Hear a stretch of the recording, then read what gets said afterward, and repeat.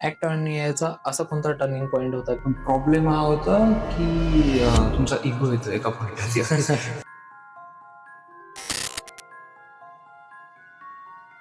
तर आमच्याकडे असे देखील मॉडेल्स आहेत की जे तुमची वर्क फोर्स 24/7 मॉनिटर करू शकतात. त्यामध्ये आम्हाला सेकंड प्राइज भेटलं होतं. It is around ₹50,000. टीम कशी क्रिएट झाली, त्यामागची स्टोरी काय आहे? तुमच्या कंपनीचा आता विजन काय आहे? ऍज अ सीईओ काय क्वालिटीज असल्या पाहिजेत त्याच्यामध्ये? नेटवर्किंगचा किती फरक पडतो? बिझनेससाठी पैसा सगळ्यात मोठी गोष्ट आहे. ओके, तर आम्ही फ्रीलान्सिंगचे प्रोजेक्ट केले. तर एक गोष्ट लक्षात घ्या की तुम्ही काही नाही केलं तर तुम्हाला पैसा लागणार आहे. तुम्हाला सीए साठी पैसा लागतो, तुम्हाला सीएस साठी पैसा लागतो. मला बँक अकाउंट ओपन करायला खर्च करायचा. जेवढी कंपनी फॉर्मेशनसाठी जातात नाही तर बँक अकाउंट मध्ये लागतात. की तुमच्या फॅमिलीला तुमच्यावरती विश्वास पाहिजे. जर नसेल तर तुम्ही काहीच करू शकत नाही. तेच सर्वस्व आहे, म्हणजे नो प्लॅन बी. ओके, त्यामध्ये प्लॅन बी नव्हता. सिच्युएशनसाठी अराउंड 6 महिने ट्राय केला. ओके, मला पर्सनली जॉब चांगला वाटतो. ऍज अ स्टार्टअप स्टार्ट करतायत कोणताही, तर त्यांचा रोडमॅप काय असला पाहिजे?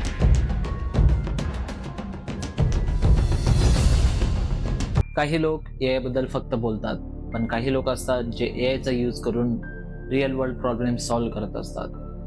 आज आपल्यासोबत असेच एक यंग फाउंडर आहेत ज्यांनी स्टार्टअप बिल्ड केला आहे, जे नॉर्मल कॅमेराजना इंटेलिजंट एआय सिस्टीममध्ये कन्वर्ट करतं. From industrial safety to smart surveillance to build technology that can create real impact in India. आज आपण बोलणार आहोत startup building, artificial intelligence, entrepreneurship, founding mindset, and what it really takes to create something from a scratch. So, welcome to True Podcast. Today we have with us Mr. Sanjot Balsaraf, founder and CEO Acton AI. तुमची जी journey झाली आतापर्यंत, college life पासून first जो ऍक्टॉन एआयचा first decision होता तुम्ही बनवण्याचा, किंवा ऍक्टॉन एआयची जी idea होती ती कशी तुमच्या मनामध्ये आली, किंवा तुम्ही त्याचा पूर्ण जर्नीमध्ये कसा फॉलोअप घेतला आतापर्यंत? सो बेसिकली स्टार्टअपच्या जर्नीवरती बोलायचं म्हटलं तर माझ्या कॉलेजचं नाव जय हिंद कॉलेज ऑफ इंजिनिअरिंग पुराण आहे. तर ते एकदम टियर 3 सिटीमध्ये आपण बोलू शकतो. त्यामध्ये येतं. तर we are the first startup from the particular college. Okay. तर स्टार्टअप बाबतीत बोलायचं म्हटलं तर मी रील बघितली होती. सगळ्यात महत्वाचा मुद्दा, इंस्टाग्रामवरती स्टार्टअप नावाची कन्सेप्ट असते. Okay. तर ती अराउंड 2023 मध्ये 2023 मध्ये त्या गोष्टीवरती आलो होतो आम्ही. बेसिकली तर मग स्टार्ट कुठनं करायचं, तर आमच्या कॉलेजमध्ये एक वर्कशॉप होती आयओटी बेस्ड. तर समथिंग त्यावेळेस ही आयडिया आली आमच्या मनामध्ये की आपण सीसीटीव्ही कॅमेरावरती खूप वर्क करू शकतो. मेजर प्रॉब्लेम त्यावेळेस जो होता तो होता ब्लॅकआउटचा. तर ब्लॅकआउट मीन्स की जर तुमचे कॅमेरे कोणी स्प्रे मारला किंवा त्याच्यावरती कपडा टाकला तर तुम्हाला कुठलंच फुटेज भेटत नव्हतं आणि तुम्हाला कळत पण नव्हतं की असा प्रॉब्लेम झालेला आहे. तर आम्ही तो फर्स्ट प्रॉब्लेम सॉल्व्ह करण्याचा प्रयत्न केला. मग त्यानंतर ब्राईटनेस वरती वर्क केला, फ्रेम वरती वर्क केला आणि एक छोटासा पीओसी तयार केला. ओके. त्या मीटिंगमध्ये ती वर्कशॉप मी बोललो. त्यामध्ये एक सर होते. तर त्यांचं थोडं मार्गदर्शन भेटलं, की आपण ॲक्चुअली गोष्टी एक्झिक्यूट कसं करू शकतो.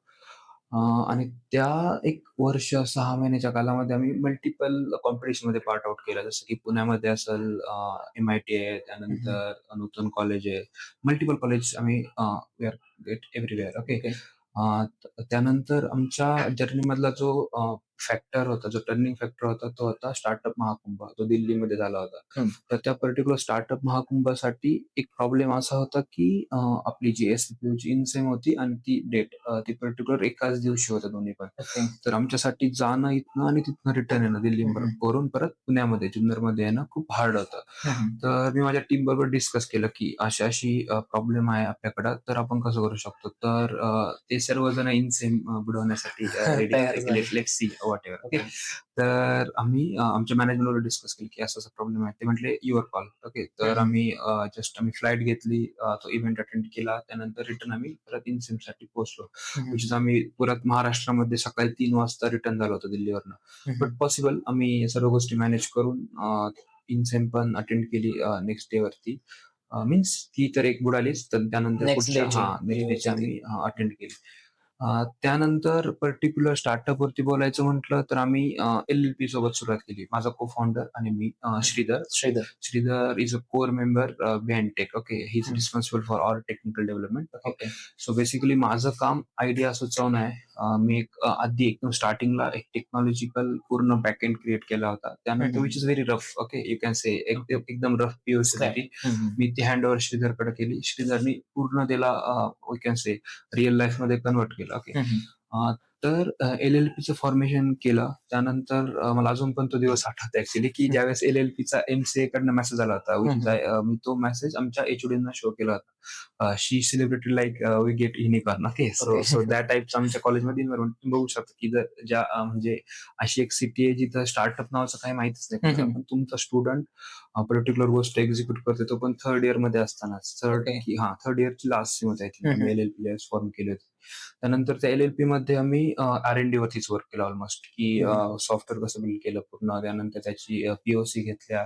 त्यानंतर मल्टिपल ठिकाणी त्या इम्प्लिमेंट पण केल्या. पण मेजर प्रॉब्लेम हा होता, की वी आर फार म्हणजे आम्ही टाईमच्या पुढं काम करत होतो असं आम्हाला त्या एका पॉइंटवरती फील झालं. कारण हं. लोकं रेडी नव्हती. स्पेसिफिकली आपण ज्या ठिकाणी बिलॉन्ग करतो त्या ठिकाणी ही गोष्ट पॉसिबल आहे. म्हणजे तुम्ही कॅमेऱ्यामधनं प्रोडक्टिव्हिटी, तुमची एम्प्लॉयी ट्रॅकिंग, हं. त्यानंतर मशीन स्टेट एनालिसिस करू शकता. हे ऑलरेडीच ना आमच्या टीचर्सला पॉसिबल वाटत होतं, हं. ना इंडस्ट्रीच्या लोकांना सुद्धा. ओके. तर त्यामध्ये ऑलमोस्ट 6 महिने निघून गेले. एका पॉइंटला मी माझा प्लॅन ड्रॉप करून आम्ही स्मार्ट सनग्लासेसवरती वर्क चालू केलं. ओके. त्यामध्ये आम्ही हं. 6-7 महिने इन्व्हेस्ट केले. ओके. हां. पण त्या पण पॉइंटला वाटलं, की यार आपली जी जुनी आयडिया होती तीच हं. बूड होती. ओके. ओके. असं नाही, की स्टार्टिंगपासून आम्ही एकच हं. व्हिच इज की तुमच्या पाथमध्ये डिफरंट पण वे येतात. You should follow everything. Okay. हं. तर आम्ही ते पण गोष्ट एक्झिक्यूट करून घेतली. पण एका पॉइंटला वाटलं, की यार त्याचं मार्केट आणि याचं मार्केट आणि आपण इंडियामध्ये काम करतोय. तर हां. हे पर्टिक्युलर आपण हे अच्छा. एक्झिक्यूट फास्टली करू शकतो. हं. तर मग आम्ही परत याच्यावरतीच आलो. त्यानंतर मी कॉपीराइट फाईल केला ह्या गोष्टीसाठी. त्यानंतर पेटंट फाईल केलं. कॉपीराइट आम्हाला ग्रँटेड झाला. पेटंट पब्लिश झालं. हं. मग त्यानंतर एक बॅकिंग भेटली आणि त्यानंतर मेजर प्रॉब्लेम येतो तो फंडिंगचा. ओके. हं. तुम्ही ठीक आहे. स्टार्टअप फाउंड केला, त्यानंतर एल-एल-पी बनवली, सगळं. पण तुम्ही पैसा कुठून आणणार? कारण बिझनेस. बिझनेससाठी पैसा सगळ्यात मोठी गोष्ट आहे. ओके. हं. तुमच्याकडे किती टेक्निकल नॉलेज आहे किंवा तुमच्याकडे किती मोठी टीम आहे, यापेक्षा हं. तुम्ही फायनान्शियली बॅक कसं करू शकता सर्व गोष्टींना. पण मेन एम असं होतं, की मी स्वतः फॅमिली बॅकग्राऊंडमधनं बिलॉन्ग करतो. श्रीधर सेम. हं. श्रीधर कोल्हापूरवरनं बिलॉन्ग करतो आणि मी ओके. पुण्यामधनं. हं. सेम दोघांची पण फॅमिली ही फार्मिंग करणारी आहे. ओके. हं. तर घरून पण पैसे घ्यायचे नव्हते आम्हाला. तर हं. बेस्ट वे आमच्याकडचे स्किल्स. ओके. आम्ही दोघं पण किंवा माझी जी टीम होती ती पूर्ण टेक्निकली कॅपेबल टीम होती. हं. तर आम्ही फ्रीलान्सिंगचे प्रोजेक्ट केले, बरेचसे प्रोजेक्ट केले. त्यातून सिग्निफिकंट अमाउंट ऑफ रेव्हेन्यू आम्ही जनरेट केला. त्यानंतर तो ईच अँड एव्हरी रुपी आम्ही डायरेक्टली इन्व्हेस्ट केला एल-एल-पीमध्ये, आपल्या एल-एल-पीमध्ये. एल-एल-पीमध्ये. त्यानंतर अ, त्याचं जे आउटकम भेटलं ते सिग्निफिकंटली आम्हाला पूर्ण वर्षभर चालवण्यासाठी ठीक होतं एल-एल-पी चालवण्यासाठी. हं.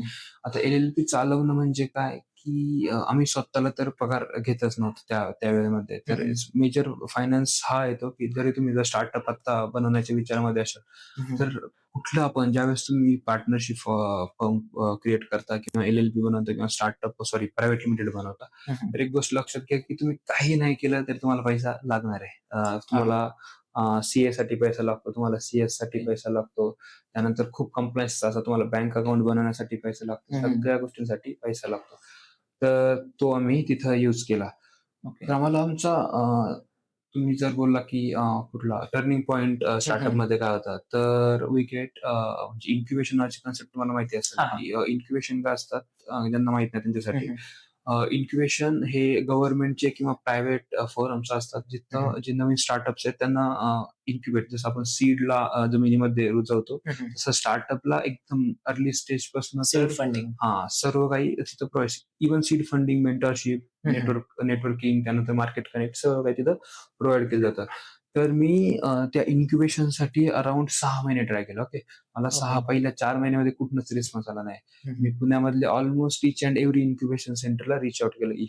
ईमेल्स असतील, जे काही असेल ते सर्व काही पॉसिबल होईल. नेटवर्किंग यूज केलं. हं. पण काही रिस्पॉन्स आला नाही. ऑलमोस्ट सगळीकडून रिजेक्शन येत होतं. हं. पण एक पॉइंट असा आला की 6 महिन्यानंतर आम्ही आमचा फर्स्ट कस्टमर एक्झिक्यूट केला, जो की राजस्थानमधून 6 होता. मंथ नंतर. हां, 6 मंथ नंतर प्रायव्हेट लिमिटेडमध्ये, ओके. एल-एल-पीमध्ये व्हिच इज हं, अराउंड 2025 मध्ये, म्हणजे 23 ते 2 वर्ष आम्ही पूर्ण आर-एन-डी, त्यानंतर टीम फॉर्मेशन, व्हॉटएव्हर, हं. ओके. त्या सर्व गोष्टीमध्ये आमचं कॉलेज पण त्यावेळेसच चालू होतं. ओके. तर पेपर्स होते, कॉलेजचे events.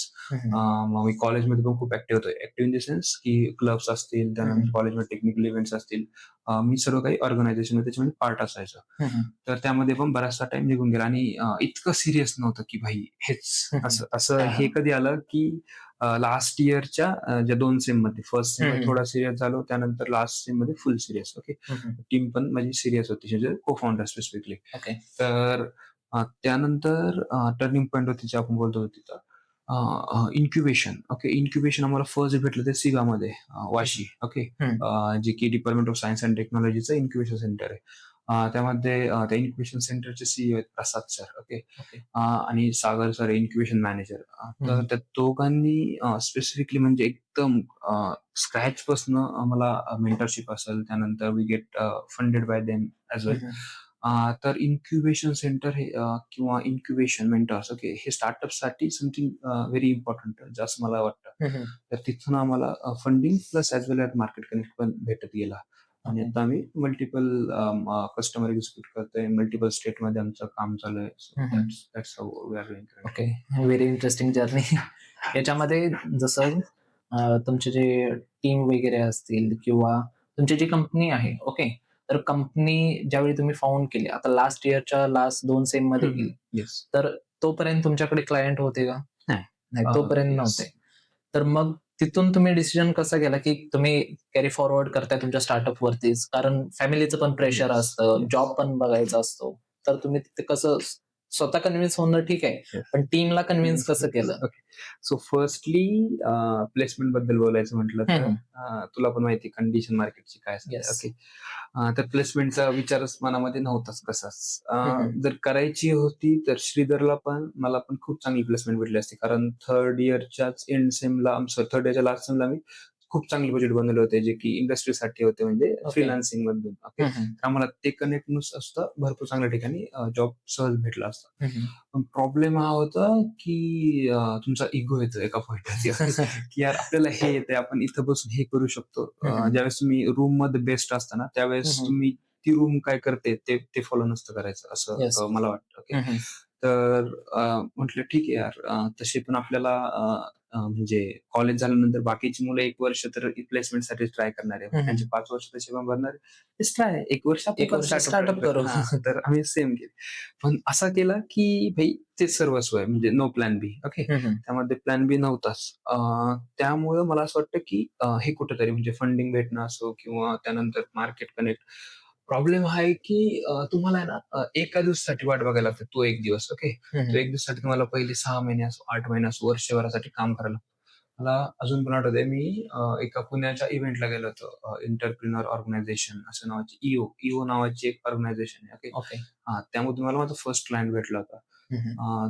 Even they are not they are jury from Rajasthan. हं, ओके. हं. बट त्यांचं ऑर्गनायझेशन कसं वर्क करतं, की कुठं पण ऑल ओव्हर इंडियामध्ये कुठले स्टार्टअप फायनलमध्ये सिलेक्ट झाले, हं, ते हं. सर्व डेटा त्यांच्या सर्व ज्युरीला ट्रान्सफर करतात. हं, हं. तर एका ज्युरींच्या स्क्रोलिंग करत असताना मला कॉन्टॅक्ट केला. That's it. ओके. त्यानंतर आम्ही त्यांना पी दिली. हं, ओके. हं. पण पी अशी दिली, की ती आम्ही मध्ये कन्व्हर्ट केली. मीन्स पर्चेस ऑर्डरमध्ये कन्व्हर्ट केली. ओके. ओके. Hmm, hmm. तर पण आमचं नशीब इतकं चांगलं होतं किंवा तो क्लायंट इतका चांगला होता, हं, की हं. त्यांनी ऑलमोस्ट त्याचं जे नेटवर्क आहे सर्वांमध्ये आम्हाला रेफरन्स दिला. ओके. ओके. आणि त्यांचं नेटवर्क असं नव्हतं, की छोटी-मोठी कंपनी आहे. हं, हं. असं नेटवर्क होतं, की एका कंपनीमध्ये 1000, 2,000 कॅमेरे आहेत. ओके. ओके. आणि आम्ही त्यांचे नेहमी जरुरी आहे, की त्यांनी त्यांच्या नेटवर्कमध्ये आम्हाला इंट्रोड्यूस केलं हं, हं. Without expecting anything. Okay. Okay. So so this is the particular part. आणि तू बोलला जे फॅमिली, म्हणजे तुम्ही फॅमिलीला कसं कन्व्हिन्स केलं, हं, हं. किंवा फॅमिली किती मॅटर करते ज्यावेळेस तुम्ही हं, स्टार्टअप हं. उभा करताय त्यावेळेस. फर्स्ट पार्ट, की तुमच्या फॅमिलीला तुमच्यावरती विश्वास पाहिजे. ओके. हं. जर नसेल तर तुम्ही काहीच करू शकत नाही. सर्वात महत्वाचं, जर त्यांनी कॉन्स्टंटली प्रेशर पुट केलं. मला आठवतंय, मला अजून फॅमिली एकदा पण म्हटली नाही की तू जॉब कर. ओके. ओके. एकदा पण नाही म्हटले हं, कोणीच. हं. ना माझा भाऊ, माझे पप्पा ना माझी मम्मी. सेम थिंग श्रीधर बरोबर आहे, की तो मला एकदा म्हटला होता, की फॅमिलीकडून प्रेशर खूप होतंय. बट तो यांनी त्याचं मॅनेज केलं, मी माझं मॅनेज केलं. कधी आम्ही एकमेकाला सांगितलं नाही, की असा प्रॉब्लेम हां. कारण अगोदर स्टार्टरमध्ये 1000 प्रॉब्लेम असतात. ओके. त्यामुळे हे असे प्रॉब्लेम आम्ही कधी डिस्कस केले नाही, की इकडून हे प्रेशर आहे, तिकडून ते प्रेशर आहे. Which is okay. आणि टाईम बरोबर पुढे जायचं, की एकमेकाला सांगायचं, की होत राहील, होत राहील, होत राहील. आणि होतं एक दिवस. Okay. That's it. तुमचा जो फर्स्ट क्लायंट होता, ओके. तर ज्यावेळी तुम्ही म्हणजे कन्व्हिन्स करायला जात होता, तर त्यांचा रिस्पॉन्स काय होता? रिएक्शन काय होतं फर्स्ट? फर्स्टली तो जो क्लायंट होता ना, म्हणजे त्या क्लायंट बाबतीत बोलण्यापेक्षा मी माझ्या रिच आउट कसं म्हणजे स्टार्टिंग. तो क्लायंट ॲक्चुअली मला बोलतो, की माझ्या म्हणजे आमचे जे हार्ड वर्क होतं ना, त्यावरती भेटला होता. ओके. हां, हां. पण त्या हार्ड वर्कवरती बोलूया आपण अगोदर. मी माझ्या टीमला आहे ना ऑलमोस्ट 1000-2000 कोल्ड मेल करायला लावले असतील त्यावेळेस. ओके. म्हणजे पी-ओ-सी ज्यावेळेस आमची डन होते त्यावेळेस. ओके. इव्हन आम्ही माझे म्हणजे मित्रांचे काही कंपनीमध्ये जनरल मॅनेजर्स आहेत म्हणजे मामा असतील, काका असतील त्यांना पण ऑफलाईन जाऊन भेटलो होतो आम्ही, की आम्ही असं बिल्ड केलंय. तर सर्वात महत्वाचा मुद्दा तोच होता, की यार हे इम्पॉसिबल आहे तुम्ही काहीतरी सांगताय. इंडियामध्ये खूप लवकर आली ही हां, गोष्ट. त्या तर आणि एकदम स्टार्टिंगला एका पॉइंटला म्हणजे मी कॉम्पिटिशनमध्ये मला अजून पण आठवतंय, की त्यांनी मला बंद करायला होतं प्रेझेंटेशन 1 मिनिटानंतर, की दॅट्स इट. ओके. ओके. हे काही लिजिट नाहीये, हे हं, हं. प्रॅक्टिकली नाहीये, बंद करून टाका. That's it. ओके. ओके. हे नाशिकचा विषय. मी पुण्यावरनं नाशिकला गेलो होतो प्रेझेंटेशनसाठी परत एकदा. तर तो एक पर्टिक्युलर विषय. फर्स्ट क्लायंट बाबतीत बोलायचं म्हटलं तर तो मनु यंत्रालय मी परत नाव एकदा रिपीट करतो. अभिनव सर आहेत एम-डी तिथले. तर त्यांनी पर्टिक्युलर त्यांची रिएक्शन होती, की त्यांना ते करायचंच होतं. त्यांच्या डोक्यामध्ये हा प्लॅन होता, की आपल्याला ह्या इंडस्ट्रीमध्ये हे आणायचंय. Implement okay. करायचंच आहे. ओके. आणि प्लस त्यांना आमचा रेफरन्स भेटला होता त्या कॉम्पिटिशनमधून. हं, तर they are providing everything. Okay. Starting from त्यांना आम्हाला सर्व्हर पाहिजे होता. तर त्यांनी लगेच सर्व्हर प्रोव्हाईड केला. त्यांच्याकडून माणसं पाहिजे होती, तर त्यांनी ती माणसं प्रोव्हाईड केली. सेम जर पुढचा माणूस आपल्याला इतकं फास्टली रिएक्शन म्हणजे जे गोष्टीबद्दल ते देतोय, तर सेम वे मी माझी पूर्ण टीम त्याच पर्टिक्युलर टास्कवरती हे केली. आम्ही तो पी-ओ-सी पूर्ण 1 महिना पी-ओ-सी केला, की आम्ही दुसरं कुठलंच काम केलं नाही, काहीच नाही. फक्त तो एक्झिक्यूट करण्याचं काम केलं. बट त्याची आउटकम मला म्हणजे as a I am not currently part of technical team. Okay. मी क्वचित टेक्निकल डेव्हलपमेंट करतो आता. पण ॲट अर्ली स्टेज मला माहिती होतं, की मी कंपनीचा कॉम्प्युटर व्हिजन इंजिनिअर होतो. ज्यावेळेस स्टार्टला मी हे केलं. मी कॉम्प्युटर व्हिजन मॉडेल बिल्ड करायचो. श्रीधर म्हणजे बॅक एंड वगैरे सर्व काही इंटिग्रेशनचं काम त्याचं होतं. अलर्ट पार्ट वगैरे सर्व काही. तर मला माहिती होतं, की कॉम्प्युटर व्हिजनचे मॉडेल कसे वर्क करतात. ते रिअल इमेजमध्ये किती व्हर्नेबल होऊ शकतात. त्यानंतर टेस्टिंग डेटावरती किती चांगले काम करतात. रिअलमध्ये इम्प्लिमेंट केल्यावरती किती खराब होऊ शकतात. ओके. बट म्हणजे टीमचं हार्डवर्क असेल, आमचे मॉडेलची किंवा आमच्याकडे जो डेटा आता करंटली प्रेझेंट आहे, त्यावरती रिअल लाईफमध्ये पण मॉडेलने इतकं चांगलं परफॉर्म केलं, की ज्यामध्ये पी-पी-ई किट कंप्लायन्स डिटेक्शन म्हणजे तुमचे हेल्मेट आहे, शूज आहेत, हँड ग्लोव्हज आहेत. त्यांनी ऑलमोस्ट 98% ची अॅक्युरसी रिअल वर्ल्डमध्ये शो केली. ओके. आणि विच इज अराउंड आता त्याला वर्ष होईल डिप्लॉयमेंटला त्या. ओके. अजून पण ती अॅक्युरसी मेंटेन्ड आहे. ओके. प्लस आमच्याकडं आता थाउजंड्स ऑफ अलर्ट्स जनरेट झालेत त्या लोकल सर्व्हरमध्ये. ज्यावेळेस त्यांना अपग्रेडेशन पाहिजे असेल त्यावेळेस तो पर्टिक्युलर डेटा खूप काही त्यांना आउटकम्स देऊ शकतो. जसं की आपण एआय एजंट इम्प्लिमेंट केले, तर त्यांना ऑपरेशनल इफिशियन्सी कशी इम्प्रूव्ह करायची, सिक्युरिटी, कंप्लायन्स एव्हरीथिंग. ओके. आणि आय थिंक त्यांना त्या डिप्लॉयमेंटवरती त्यांना मल्टिपल अवॉर्ड्स पण भेटले, सेफ्टीसाठी भेटले. त्यानंतर दुसऱ्या ऑर्गनायझेशन मधून सुद्धा देखील त्यांना अवॉर्ड भेटले, which is I seen on LinkedIn as well. So this is particular म्हणजे जरी आम्हाला पण त्याचा आउटकम भेटलं, तर सेम वे त्यांना पण त्याच्या गोष्टीचा तुमचे जे क्लायंट्स होते, जसं की तुम्ही रिस्पॉन्स त्यांचा माहिती आहे, त्यांचा कसा आला. तर तुम्हाला असं कधी वाटलं नाही का, की तुम्ही आयडिया चेंज केली पाहिजे किंवा इंडियाच्या बाहेर तुम्ही अप्रोच केलं पाहिजे, मार्केट चेंज केलं पाहिजे? आयडिया चेंज तर मी केलीच होती, तुला सांगितलं. मी थर्ड इयरच्या लास्ट सेमलाच आयडिया चेंज केली होती. कारण खूप कॉम्प्लेक्स मला पण पर्सनली खूप कॉम्प्लेक्स गोष्ट वाटत होती, की हे बिल्ड करणं खूप हार्ड आहे. त्यात आपल्याकडे कन्स्ट्रेंट्स आहेत म्हणजे हे तुला पण माहिती कॉम्प्युटर व्हिजनचं मॉडेल ट्रेन करायचं म्हटलं तर आपल्याकडे स्ट्रॉंग जीपीयू पाहिजे. ओके. त्यानंतर स्ट्रॉंग टेक्निकल टीम पाहिजे. त्यानंतर you can build something like that. Okay. But माझ्याकडे स्वतःकडे एचपीचा लॅपटॉप होता, एचपी पवेलियन, तो ब्लॅक कलरचा सगळ्यांकडे नॉर्मली आता अवेलेबल होता. सेम विथ श्रीधरकडे मेटल बॉडीचा एचपी पवेलियनच होता. तर आम्ही कंपनी म्हणजे आत्ताच्या करंट डेटला सुद्धा जी मॉडेल आहेत ती माझ्या एचपी वरती आणि त्याच्या पवेलियन वरती बिल्ड केलेली आहेत. ओके. मॉडेल बिल्ड व्हायला रात्र 2 रात्र जातात, पण एक्झिक्यूट होतं ते. पण आता जस्ट आम्ही फंडिंग भेटली त्यानंतर जीपीयू वगैरे आता अवेलेबल सर्व काही आपल्याकडे आहे. तर सेम वे की तुमच्याकडं कुठले आपल्याकडे रिसोर्सेस अवेलेबल आहेत आणि तुमचं मन जर कॉम्पिटिशनमध्ये गेल्यावर तू दुसऱ्याच मुक्ती यार याचं लय भारी आहे. आपल्यापेक्षा हा सक्सेसफुल आहे बरोबर किंवा आहे. याचा नंबर भेटला मग याची आयडिया कॉपी करूया हां. असं. ओके. पण हे काही दिवसानंतर माणूस मॅच्युअर होत जातो, की यार कळतं की तुम्ही जे करताय तेच करा. तुम्हाला जे येतंय ते इम्पोर्टंट आहे. उद्या सपोज तू आहे एक्झाम्पल घे. तू मला बघितलं आज पॉडकास्ट केलं, तुला माझी आयडिया खूप इंटरेस्टिंग वाटली. ओके. तू ट्राय टू रिप्लिकेट केली ती, की चला बनवून बघूया. तू तू माईट बी तू सॉफ्टवेअर बनवशील, पण ज्यावेळेस तुला मार्केटमध्ये उतरायचंय ना, त्यावेळेस खूप hard. Hard in the sense की मला माहिती आहे माझ्या बॅकएंडला माझ्या 5 वर्षानंतर मला 5 वर्षात हे टास्क करायचे आहेत. तुला माहितीच नाहीये काय, तुला हां. पहिल्यापासून विचार करायचा सर्व गोष्टींचा. तर तिथं एक क्रिएट होतं आणि म्हणजे देवाच्या कृपेने मी ती आयडिया ड्रॉप केली. कुठली? सनग्लासेसवाली. सो सनग्लासेसची. That's it. कारण ती जर इथे इंडियामध्ये तर हां आणि आयडिया आता मेटा पण त्यानंतर मेटा आले, अ, Samsungचं पण नवीन हां, आलेलं आहे येस. आता. तर ते म्हणजे हं. हार्ड. आता आपण तुमची जी फंडिंग स्टोरी आहे त्याच्यावर थोडंसं डिस्कस करू, की तुम्हाला फर्स्ट फंडिंग कशी भेटली? किंवा जर आता जे कोणाला स्टार्ट करत आहे, तर त्याला फंडिंगला अप्रोच कसं केलं पाहिजे? ओके. फर्स्टली फंडिंग भेटणं खूप हार्ड गोष्ट आहे. हार्ड म्हणजे तुम्ही YouTubeला जरी सर्च केलं तर ते बोलतात 100तल्या एकाला, 1000तल्या एकाला फंडिंग भेटते. खरं आहे, ही रिॲलिटी आहे. Okay. Okay. Reality in the sense कशी सांगू तुम्हाला, की स्टार्टअप कुणी पण म्हणजे 2 मित्र जवळ एकत्र येतात, चला बनवूया प्रायव्हेट लिमिटेड, चला बनवूया एल-एल-बी. ओके.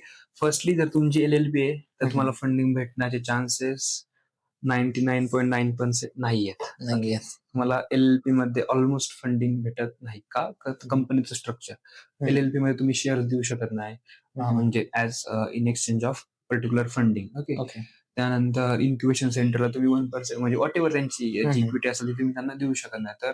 तर माझं मेन कन्सेंट्रेट होतं, की मला एल-एल-पी सोडून प्रायव्हेट लिमिटेडमध्ये यावं लागलं. ओके. तर त्या कारणामुळे ज्यावेळेस आम्ही सिक्युअर केली त्यावेळेस.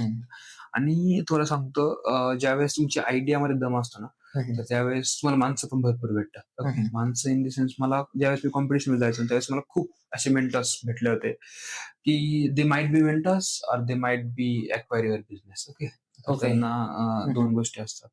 फर्स्टली मला एक असा पण माझ्याकडं mentor you you can say की त्यांनी मदत पण केली मला. But they want to be some part of my company. मग त्या टाईमाला ॲज अ फाउंडर किंवा ॲज अ सीईओ म्हणून तुला डिसिजन घ्यायचा असतो, की तू ॲज अ एक्सचेंज म्हणून काय घ्यायचं त्यांच्याकडनं. अ, खूप आता म्हणजे ड्यू टू इंडिया थिंग मी तुला बऱ्याचशा गोष्टी सांगू शकत नाही. बट म्हणजे जे यंग स्टार्टअप ज्यांनी बनवलेत, तर एका शॉर्ट टर्म्स म्हणजे बेनिफिटसाठी ना तुम्ही लाँग टर्मचा बेनिफिट घालायचा नसतो. जसं की तुम्हाला आता कोणते 2-1 लाख रुपये देते, पण ते एक्चुअली तुमच्याकडून 10% इक्विटी मागतंय किंवा 7% इक्विटी मागते व्हॉटएव्हर अमाउंट. तर ती तुम्ही विचार केला पाहिजे, की यार मी जर याला 10% दिली, तर ESOPमध्ये 10% राहील. 20% बाजूलाच गेली आता, बरोबर? त्यानंतर तू नेक्स्ट व्हॅल्युएशन ज्यावेळेस तुम्ही फंडिंग करशाल, त्यावेळेस तुझी प्लस तुझ्या को-फाउंडरची त्यातून व्हॅल्युएशन तुला किती शिल्लक राहणार आहे? हे तर झालं सीड फंडिंग. ओके. प्री-सीड होईल ती जी आता उचलणार तू. त्यानंतर सीडमध्ये जाईल, त्यानंतर सीरीज ए, सीरीज बी. तर याचं एक व्हॅल्युएशन आणि सगळ्यात महत्त्वाचा विषय, की तुम्हाला फंडिंग पाहिजेल का? ॲज अ सॉफ्टवेअर कंपनी मला फंडिंगची गरज नव्हती लास्ट 6 मंथपर्यंत. ओके. का? तर माझी इन हाऊस टेक्निकल टीम होती. मला कुणालाच पे करायचं नव्हतं. ओके. रिसोर्सेस पण आमच्याकडे सिग्निफिकंटली होते. पण त्यानंतर ज्यावेळेस तुम्ही मार्केटमध्ये येताय, त्यावेळेस तुम्हाला ट्रॅव्हलिंग आहे. त्यानंतर तुमच्याकडे ज्यावेळेस क्लायंट येतील, त्यावेळेस तुमच्या मीटिंग आहेत. त्यानंतर त्यावेळेस इन्फ्रास्ट्रक्चर तुमच्याकडे पाहिजे. त्यावेळेस मग तुम्हाला फंडिंगची गरज पडते. का? कारण तुम्ही ज्यावेळेस मार्केटमध्ये येताय, त्यावेळेस तुम्ही ॲक्चुअली कॉम्पिटिशनमध्ये असता. ओके. त्यावेळेस तुम्हाला लीगल फीज असतात, बऱ्याचशा गोष्टी. तर त्यावेळेस मध्ये फंडिंगची गरज पडते. त्यावेळेस फर्स्ट क्लायंट एक्झिक्यूट केलं त्यावेळेस मी फंडेड नव्हतो. एक गोष्ट लक्षात घे. तर ॲटलीस्ट 1, 2, 3 क्लायंट येऊ द्या. त्यानंतर तुम्हाला पण अंदाज येतो, की हे आयडिया वर्क होणार आहे की नाही होणार. हे बघ स्टार्टअप म्हणजे एक हे अशी गोष्ट आहे की आज आहे, उद्या नाही. ओके. का? कारण at the end of the day जेव्हा तुम्ही युनिकॉर्न होत नाही किंवा तुमच्याकडे एक स्टेबिलिटी येत नाही. ओके. त्यावेळेस startup can be shut any day. Okay. म्हणजे असं नाहीये की उद्या एखादा लॉ येईल किंवा उद्या एखादा मार्केटमध्ये एक मेजर कन्सेप्ट क्रिएट होईल किंवा तुमची टेक्निकल टीम असेल किंवा तुमची फंडिंग टीम असेल, what ever anything can happen. So त्यावेळी पण आपल्याला विचार करायचा असतो. आणि ज्यावेळेस हा गोष्ट येते ना त्यावेळेस इन्व्हेस्टर खूप मेजर हे असतं, कारण तुमचे टर्म शीट असतात. तुम्ही टर्म शीट वरती काय साईन केले काय नाही तुम्हाला बॅकएंड मध्ये माहिती पाहिजे. जसं की लिक्विडेशनची वेळ आली, ओके, तर लिक्विडेशन मध्ये म्हणजे मुलांना माहित नसतं की लिक्विडेशन काय. लिक्विडेशन मध्ये तुम्हाला काहीच भेटत नाही, सगळं काय भेटतं ते इन्व्हेस्टर्सला, आणि जर काही शिल्लक राहिलं तर तुमच्यापर्यंत येते. त्यामुळे गरज असेल तरच फंडिंग उचलली पाहिजे. आणि फंडिंगचे सोर्सेस बोलायचं आता तर गव्हर्नमेंटच्या खूप स्कीम्स आहेत, खूप. बट त्यामध्ये पण काय की टाइम लागतात. सपोज एखादी स्कीम आहे तर तिला एक्झिक्यूट म्हणजे अप्लाय केल्यापासून 6 ते 7 किंवा 8 महिने तुम्हाला लागू शकतात, एकतर ऍक्सेप्ट होण्यासाठी किंवा रिजेक्ट होण्यासाठी. इव्हन तुम्ही इन्क्युबेटेड झाल्यानंतर पण तुमचं इन्क्युबेशन सेंटर बघतं पहिले 3 महिने 4 महिने की याच्यात आहे का नाही Potential आहे कॅपॅबिलिटी. की नाही. त्यानंतर ते ठरवतं त्यांना पैसे द्यायचं की नाही, असं आहे. तर असे म्हणजे अप्लाय केलं आणि पैसे भेटणं which is hard easy thing. नाहीये. जर भेटत असेल तर आयडियामध्ये खरंच दम असतो. तर स्टार्टिंगला आपण कोणती सीड फंडिंग वरतीच गेलं पाहिजे. हा, तर त्याच्यासाठी आपल्याला काय काय रिक्वायरमेंट्स असतात, जसं की पीओसी वगैरे एक्सेट्रा. फर्स्टली आयडियावरती तर आता फंडिंग भेटत नाही. Okay? हे मी स्वतः एक्सपिरियन्स केलंय. ज्यावेळेस मी आयडिया करत होतो त्यावेळेस कुणी उभं नव्हतं करत. सगळ्यात महत्वाचं ते ऍटलिस्ट तुमच्याकडे पीओसी पाहिजे. पीओसीला पण आय डोंट थिंक सो की आता मार्केट एवढी डिमांड आहे. तुमच्याकडे पेइंग कस्टमर पाहिजे. सगळ्यात तुम्हाला कोणीतरी पे करतंय विच इज तुमच्याकडे तो प्रूफ आहे, तुमची बॅकिंग आहे की आयडियामध्ये दम आहे. सो हे इव्हन माझ्यासाठी पण हे लागू होतं. ज्यावेळेस आमच्याकडे पेइंग कस्टमर आला त्यावेळेस वी आर नॉट फंडेड. ज्यावेळेस आम्ही शो केलं की वी हॅव पेइंग कस्टमर, त्यानंतर मला ऑलमोस्ट 3 चान्सेस होते की I have to choose 3 things. But मी एसएसपी चूज केले होते त्यावेळेस. Okay, so that's the thing. Currently तुम्हाला paying customer is not needed, I think. इंडियाचं जे मार्केट आहे स्टार्टअपसाठी, तर ते कसं आहे, किंवा जर तुम्हाला किती स्ट्रगल करावं लागतं इंडियामध्ये, इन द सेन्स जर पुण्यामध्ये जर आलो आपण तर पुण्यामध्ये. ओके, फर्स्टली इंडियामध्ये स्टार्टअपसाठी खूप मोठं मार्केट आहे. तो असं म्हणू नाही शकत की मार्केट नाहीये किंवा प्रॉब्लेम्स आहेत. बट तुम्हाला आयडेंटिफाय करता आलं पाहिजे की आपलं मार्केट नक्की कुठे आहे. ओके, आता जरी मी महाराष्ट्रातला स्टार्टअप आहे किंवा पुण्यामधला स्टार्टअप आहे, but it is not necessary की मला सर्व क्लायंट पुण्यामधनच भेटतील. ओके, किंवा मी फक्त अगोदर 6 महिने फक्त पुणे पुणे पुणे करत राहिलं किंवा एखादं पर्टिक्युलर स्टेट आहे राजस्थान करत राहिलो तर विच इज नॉट म्हणजे तिथंच भेटेल असं नाही काय. ओके, आणि एखाद्या ठिकाणून इतके भेटतात की तुम्ही विचार पण नसेल केला. तर डिपेंड करतं की तुम्हाला तुमचा रिसर्च पाहिजे. जसं की आता मी मॅन्युफॅक्चरिंग, लॉजिस्टिक त्यानंतर फार्मामध्ये वर्क करतो सॉफ्टवेअर पर्टिक्युलर. तर त्याच्यासाठी स्टेट कुठले कुठले महाराष्ट्र आहे, राजस्थान आहे, गुजरात आहे, मध्य प्रदेश आहे, अशा जास्त मॅन्युफॅक्चरिंग प्लांट्स आहेत, फार्मा इंडस्ट्री मोठे किंवा सिमिलर टाईपचे प्लांट्स आहेत. तर तुमच्यावरती आहे की तुम्हाला तुमचं मार्केट काय. आता रिअल इस्टेट असेल महाराष्ट्रामध्ये खूप मोठ्या प्रमाणात वर्क होत आहे. सेम गुजरातमध्ये होत आहे, मध्य प्रदेशमध्ये होत आहे. डिपेंड आहे की तुम्हाला मार्केट काय, तुम्हाला तुमचं मार्केट ओळखता आलं पाहिजे. That's it. म्हणजे ते फाउंडरची किंवा पर्टिक्युलर मार्केट टीमची हे कॅपॅबिलिटी की तुम्ही कसं आयडेंटिफाय करताय. ऍक्ट आणि याचा असा कोणता टर्निंग पॉइंट होता की ज्या स्टेपला तुम्हाला वाटलं की कॉन्फिडन्स आला की नाही आपल्याला हे कॅरी फॉरवर्ड करायचं आहे आता. ओके, जस्ट कॉन्फिडन्स आला की हा आपली कंपनी चालणार आहे. सो आमची कॉम्पिटिशन होती. म्हणजे कॉम्पिटिशन मी अराउंड सांगतो, मी 70 ते 80 कॉम्पिटिशन मध्ये पार्ट केला असेल. ओके, आणि ऑलमोस्ट कॉम्पिटिशन पेड असतात. तुला पण माहितीये की तिकीट, एंट्री तिकीट असतं ₹1000 ₹2000 तिकीटच्यासाठी. Okay, which is high level, म्हणजे चांगल्या चांगल्या कॉलेजमधल्या. तर एक श्री बालाजी युनिव्हर्सिटी नावाची एक युनिव्हर्सिटी पुण्यामध्येच स्पेसिफिकली MBA हाय लेवलच्या कोर्सेससाठी. तर तिथं आरंभ नावाचा एक कॉम्पिटिशनचा प्रोग्राम असतो दरवर्षी. त्यामध्ये मी पार्ट केला होता, विच इज सीझन 2 होता आय थिंक तो. तर त्यामध्ये 2 दिवस प्रेझेंटेशन असतं. असं नाही की 1 दिवस दिला दॅट्स इट चला, असं नाही. खूप मोठे म्हणजे चांगल्या चांगल्या कंपनीमधनं त्यांचे जे स्टुडंट्स आहेत, पास आउट स्टुडंट, ते येतात तिथं ह्याच्यासाठी ज्युरी म्हणून. जे की त्यांना ऍक्च्युअल मार्केटची माहिती असते काय चाललंय काय नाही. त्यामध्ये आम्हाला सेकंड प्राइज भेटलं होतं, विच इज अराउंड ₹50,000. ₹50,000 ते प्राइज होतं त्यावेळेस. म्हणजे ₹50,000 प्राइज भेटणं म्हणजे संपला विषय, हेच करायचं. कारण प्राइस किती रे, मी प्राइस सांगितलं तुला ₹2,000 ₹3,000 हे मॅक्सिमम प्राइस होती आपल्या म्हणजे आपल्या ह्या साईडला. टियर 3 कॉलेजमध्ये बरोबर. आपल्या. ₹3,000 म्हटलं खूपच चूक जास्त. झाला. ओके. तर ₹50,000 प्राइज भेटते तुमच्या एखाद्या गोष्टीसाठी. ते पण अरे ते ऑडिटोरियम असं होतं, की 1001 लोकं पुढे बसतील आणि त्यांच्यापुढे प्रेझेंटेशन द्यायचंय ओके. आणि कॉम्पिटिशनला पण अशी एकदम नाही का कर्ली हेअर्सवाली मुलं, त्यानंतर लॅपटॉप, MacBookवाली. मी हां, साधा हां. आपला HP घेऊन चाललेलो. ओके. पण त्यावेळेस कळलं, की ठीक आहे, आयडियामध्ये दम आहे आपल्या. तुझ्या टेक्निकल टीममध्ये दम आहे, तुझ्या को-फाउंडरमध्ये दम आहे. You can do it. Okay.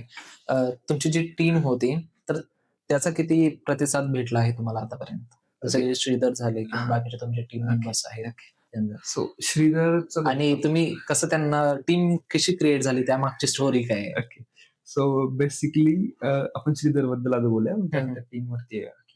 तर श्रीधर आणि मला एका प्रोजेक्टमध्ये हेल्प केली होती. तर मी तुला सांगितलं मी हं, फ्रीलान्सिंग हं. करायचो. तर मी आमच्या इकडचा एक साखर कारखान्याचा प्रोजेक्ट होता लकी ड्रॉचा. तो मी ओके. घेतला होता. हं, हं. बट मी त्यावेळेस इतकं टेक्निकली स्ट्राँग नव्हतं. बट स्टिल मी घेतला होता. ओके. हं, हं. पण एका पॉइंटला ते होतच नव्हतं. हं, हं. डेटाबेस कनेक्ट करायचा होता, तर ते झालंच नाही शेवटपर्यंत. हं, हं. पण मला माहिती होतं, की आपल्या क्लासमध्ये असा एक पोरगा आहे, जो की टेक्निकलवरती वर्क करतोय. मग हं, मी हं. जस्ट मेट म्हणजे मी कॉल केला श्रीधरला. तो कोल्हापूरमध्ये होता त्यावेळेस म्हणजे सुट्टीसाठी वगैरे गेला असेल. हं, हं. तर त्याने तिथून बसून मला ते करून दिलं होतं. हं, हं. तर त्यानंतर तो कॉलेजवरती आला. त्यानंतर म्हणजे थोडेसे डिस्कशन झाले मध्ये-आधी. हं, हं. त्यानंतर मग मी श्रीधरला आयडिया सांगितली पर्टिक्युलर मी ह्या गोष्टीवरती वर्क करतोय. हं, हं. आणि मग त्यानंतर होत गेलं फ्लोनुसार तो पण बऱ्याचशा गोष्टींमध्ये ॲक्टिव्हली पार्ट घेत होता. त्यानंतर माझी टीम पण होती. ओके. हं. मल्टिपल अराउंड 4-5 लोकांची टीम होती. बट ते म्हणजे ते करंटली आता जॉब करतात सर्वजण. हं, हं. तर but as a founding member म्हणून आम्ही दोघं जण त्याला पुढं हे करत गेलो. हं, हं. कॉन्स्टंटली याच्यावरतीच वर्क करत गेलो आणि करंटली आता ज्या स्टेजला आहे तिथे आहे आम्ही आता. हं, हं. आता त्याच्यानंतर तुमचे जे मेंबर्स होते, ओके. खूप मोठी टीम हां. होती. हं, हं. तर त्यांना जे सोडून गेले होते, हं. तर त्यांना कसं म्हणजे तुम्ही मॅनेज जे राहिलेत त्यांना कसं मॅनेज केलं तुम्ही? म्हणजे सोडून जाण्याचा विषयच येत नाही. कारण हं, हं. प्रत्येकाचे पर्सनल गोल असतात. ओके. जर ते ओके. अचीव्ह झाले नाही तर they have to find other things. Okay. Hmm, hmm. So same thing आणि श्रीधरच्या बाबतीत बोलायचं म्हटलं तर तो पण फोकस्ड होता ह्याच पर्टिक्युलर हीच गोष्ट करायची. हं, सो हं. That's it. ओके. सो त्याच्यामध्ये तुम्ही काही बाकीची तुमची टीम कशी क्रिएट करत गेला मग तशी? मग त्यानंतर बोलायचं म्हटलं तर मला यश जॉइन झाला हं, हं. जो की ॲक्चुअली त्याने पण खूप कॉन्ट्रिब्युशन केलं. हं, हं. मला अजून एक गोष्ट बोलायची ज्यावेळेस तुम्ही स्टार्टअप बनवताय ना, त्यावेळेस तुमची जी फाउंडिंग टीम आहे किंवा तुम्ही आत्ता करंटली ज्यांच्याबरोबर वर्क करताय ना, हं, ते हं. शुड बी व्हेरी म्हणजे नाही कसं इगो पाहिजे त्यांच्यामध्ये. इगो इन दी सेन्स असं नाही की यार मला सगळं येते, पण असं की मी करणार. ओके. सपोज मी जर श्रीधरला बोललो ना, "काय यार हे 4 दिवस झाले काम तुम्हाला पडून दिलंय." हं, तर हं. त्याचा इगो हर्ट होतो, की हं, हं. 4 दिवसात तसं नाही झालं काम माझ्याकडनं. हां. ओके. तर समथिंग लाइक दॅट किंवा तुमच्याकडं म्हणजे मी ज्यावेळेस मी स्टार्टरमध्ये घेतलं, तर यशला पण मी पहिले 2-3 महिने आय थिंक काहीच पे नाही करू शकलो. कारण हं, हं. R&D त्याच्यामध्ये चालू होतं. बट स्टिल त्याने कुठला बाकीचा विचार न करता ही म्हणजे तो कॉन्स्टंटली वर्क करत राहिला. त्याने स्वतःची R&D केली. त्यानंतर म्हणजे श्रीधरसोबत बसून सर्व काही टेक्निकल टास्क एक्झिक्यूट करत गेला. हं, तर हं. सेम वे की तुमची टीम तुमच्यासारखी मेंटॅलिटीची पाहिजे, की नेव्हर गिव्ह अप पाहिजे. ओके. ओके. आणि जर अशी वेळ आली की नाहीये पैसा. ओके. हं, हं. स्टार्टरमध्ये येतेच, की हं, हं. एक पॉइंटला तर तुमच्याकडे रिचार्ज मारायला पण पैसे शिल्लक राहतात. It's a serious thing. Okay. हां, हां. माझ्यावर पण आले होते एकदा रिचार्ज मारायला माझ्याकडे पैसे शिल्लक नव्हते. का? कारण मी पे केलं होतं सर्वांना, फीज दिल्या होत्या हं, हं. आणि नुकतीच प्रायव्हेट लिमिटेड बनवली होती. प्रायव्हेट लिमिटेड बनवण्यासाठी खूप खर्च येतो. हं, हं. सर्व सेव्हिंग्ज उडवल्यात आणि मेजर थिंग आहे, की मी घरून अजिबात म्हणजे घरून ₹1 पण घ्यायचा नाही असं आधीपासून ठरवलं होतं. ओके. तर मग त्यानुसार करत गेलो हं, आणि हं. तुमची म्हणजे फायनान्शियली जरी वीक कंडिशन आली तरी ते सोडून नाही गेले पाहिजे अशी तुमच्याकडे टीम पाहिजे. So team is something very important for startup. हं, हं. आता ॲज अ सी-ई-ओ जर हां. तुम्ही कंपनीचे सी-ई-ओ आहात, तुमचा मेजर रोल काय राहतो कंपनीमध्ये? ओके. सो ज्यावेळेस तू सी बोलतो त्यातल्या त्यात हं, हं. Founder okay. येस. त्यावेळेस तुम्ही सगळ्यासाठी रिस्पॉन्सिबल असता. हं, म्हणजे हं. तुमच्या एम्प्लॉईची ॲक्शन असेल किंवा तुम्ही क्लायंट बरोबर बोलताय, तुमचा फायनान्स. एक गोष्ट लक्षात घे, ज्यावेळेस गुड टाईम असतो ना, ज्यावेळेस तुझ्याकडे अकाउंटला पैसे पडून येतात हं, हं. किंवा सगळं काहीच वेल सेटल त्यावेळेस इतकं वरती ॲज कम्पेअर टू लोड नसतो असं मला वाटतं. हं, हं. कारण माझ्याकडे सेपरेट टेक्निकल टीम आहे, माझ्याकडे सेपरेट मार्केटिंगची टीम आहे. ओके. हं. सो म्हणजे करंटली माझी रिस्पॉन्सिबिलिटी काय आहे, की मी जो क्लायंट माझी मार्केटिंग टीम किंवा माझं जे सर्च म्हणजे हं, माझे हं. पर्सनल नेटवर्क जे रेफरन्स देत आहेत, ओके, त्यांच्याशी I am the first person who gonna contact. Okay, Yes. का? कारण मी कंपनीला ऑलरेडी रिप्रेझेंट करतो आणि माझ्याकडे इतकी पण मोठी टीम नाहीये की ती पर्सनली प्रत्येकाला आणि I know from core okay की काय होणार आहे काय नाही. ठीक आहे, तर ते फर्स्टली मी निगोसिएशन माझ्याकडे असतात. त्यानंतर ज्यावेळेस पीओसीचं डिस्कशन होईल, ज्यावेळेस फायनल होईल क्लायंट, त्यावेळेस मी तो श्रीधरकडे हँड ओव्हर करतो. श्रीधर त्यानंतर स्टील पीओसीचं एक्झिक्युशन होईपर्यंत श्रीधर सर्व काही बघतो आणि लास्टला परत ज्यावेळेस पीओ वगैरे असेल त्यानंतर मी बघतो. म्हणजे हे झालं पूर्ण ऑपरेशन्सचा विषय. पण अदर हँड वरती मला सर्व काही बघायचं सर्व in the sense Shridhar technically बघतो, मला काहीच बघायची गरज पडत नाही त्याच्यामध्ये, कारण he is very good at that. पण फायनान्स असेल, त्यानंतर क्लायंट्स आहेत नवीन, स्ट्रॅटेजी असेल, त्यानंतर मीटिंग्स आहेत. तुला तर माहिती आहे ट्रॅव्हलिंग किती सगळं ट्रॅव्हल करायला लागतं. मुंबई असेल, पुणे असेल, त्यानंतर गुजरात आहे, भरपूर सारे. आणि माझ्या ऑलमोस्ट दिवस तर माझा मीटिंग मध्येच निघून जातो की ह्या क्लायंटची मीटिंग आहे, ह्या इन्व्हेस्टरची मीटिंग आहे. त्यानंतर टीमवर म्हणजे माझ्या ओन टीम बरोबर मीटिंग्स असतील, पीओसीचे फॉलोअप्स आहेत, पीओच स्टेट आहे, सर्व काही याच्यामध्ये ऑलमोस्ट यू कॅन से. तर आता फॉर एक्झाम्पल जर कोणतरी कंपनी स्टार्ट करते, ऍज अ सीईओ काय क्वालिटीज असल्या पाहिजे त्याच्यामध्ये? सो फर्स्टली सीईओ तुमच्याकडे विजन पाहिजे तुमच्या कंपनीचं, की असं नाही होणार की तू सीईओ आहे आणि तुझ्या कंपनीमध्ये दुसरा कोणीतरी एम्प्लॉई ती कंपनी चालवल, हे नाही होणार आहे. अर्ली स्टेजला तर हे पॉसिबल नाहीये. तुला तुझ्या ऍटलिस्ट 3 वर्षामध्ये तुला काय करायचं तुझ्या कंपनीसाठी, पैसा आहे नाही, क्लायंट आहे नाही, पण तुला 3 वर्ष करायचं आहे ती गोष्ट. तुझ्याकडे पूर्ण पाथ पाहिजे त्या गोष्टीचा आणि बॅक म्हणजे एक हे प्रॅक्टिकली असं बोलत नाही लोक, पण ऍक्च्युली तेवढी हिंमत पाहिजे तुमच्याकडं की म्हणजे ना एका पॉइंटला ना तुटायला होतो माणूस. म्हणजे माझं पर्सनल एक्झाम्पल सांगतो. आणि सेम जर तुझा को फाउंडर कंपनीमध्ये तर तू पण सेम मेंटॅलिटीचा पाहिजे, कारण दोघांमध्ये एक जरी फुटला ना संपला विषय. ओके, कंपनी गेली. ओके, ही रियालिटी आहे स्टार्टअप. ओके. कारण मेंटली स्ट्रॉंग का पाहिजे, कारण एका पॉइंट वरती कसं होतं की मला बँक अकाउंट ओपन करायला त्रास झाला रे. जेवढी कंपनी फॉर्मेशन साठी त्रास झाला नाही, तुला बँक अकाउंट बनायला त्रास झाला. खूप प्रॉब्लेम असतो, काही पण होतं. ओके, तर सेम एक तर मेंटली खूप स्ट्रॉंग पाहिजे तो. त्यानंतर ऍक्च्युअली इंटेलिजंट पाहिजे. ओके, असं नाही की बनवलंय म्हणून बनवायचंय. ओके, आणि ऍटलिस्ट त्याला टीमचं मॅनेजमेंट जमलं पाहिजे आणि त्याच्यावरती विश्वास पाहिजे. ओके, तुला एक एक्झाम्पल देतो मी. विश्वासाची गोष्ट आली म्हणून की माझ्याबरोबर एक माझी क्लासमेट आहे. ओके, श्वेता नावाची. तर होती म्हणजे ती.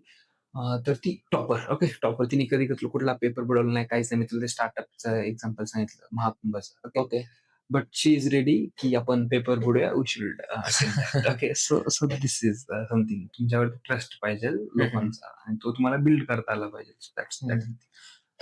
तुम्ही जर सीईओ आहात तर तुम्ही जे तुमचे पार्टनर्स असतील किंवा इव्हन तुमचे एम्प्लॉई असतील, तर तुम्ही कोणत्या क्वालिटीज बघता आणि त्यांना पिक करता? ओके, सो फर्स्टली माझा फर्स्ट प्रेफरन्स असतो की ऍज अ एम्प्लॉय म्हणून माझ्यापेक्षा हुशार पाहिजे. श्रीधरच्या बाबतीत पण ती गोष्ट होती. जर तो माझा को फाउंडर आहे, तो माझ्यापेक्षा हुशार पाहिजे in terms of technical. Okay, यशचं एक्झाम्पल घेतलं. ओके. किंवा त्यानंतर पण आपण भरपूर सारे हायरिंग केले. त्यामध्ये पण सेम थिंग होती की तो एक्झिस्टिंग एम्प्लॉय पेक्षा हुशार पाहिजे. ओके, हुशार इन द सेन्स आपल्याला कळून येतो, म्हणजे ज्यावेळेस हुशार इन द सेन्स त्याचा सीजीपीए 10 आहे, समथिंग 9 आहे, विच इज त्याला तुला पण माहिती इंजिनिअरिंग पण तो प्रॅक्टिकली किती एक्झिक्यूट करू शकतो, तो प्रेशर किती हँडल करू शकतो. स्टार्टअप मध्ये खूप प्रेशर असतं. आता मी यशला एखादा कॉल करतो की यश संध्याकाळपर्यंत फीचर हे अवेलेबल पाहिजे, मला क्लायंटला शो करायचंय.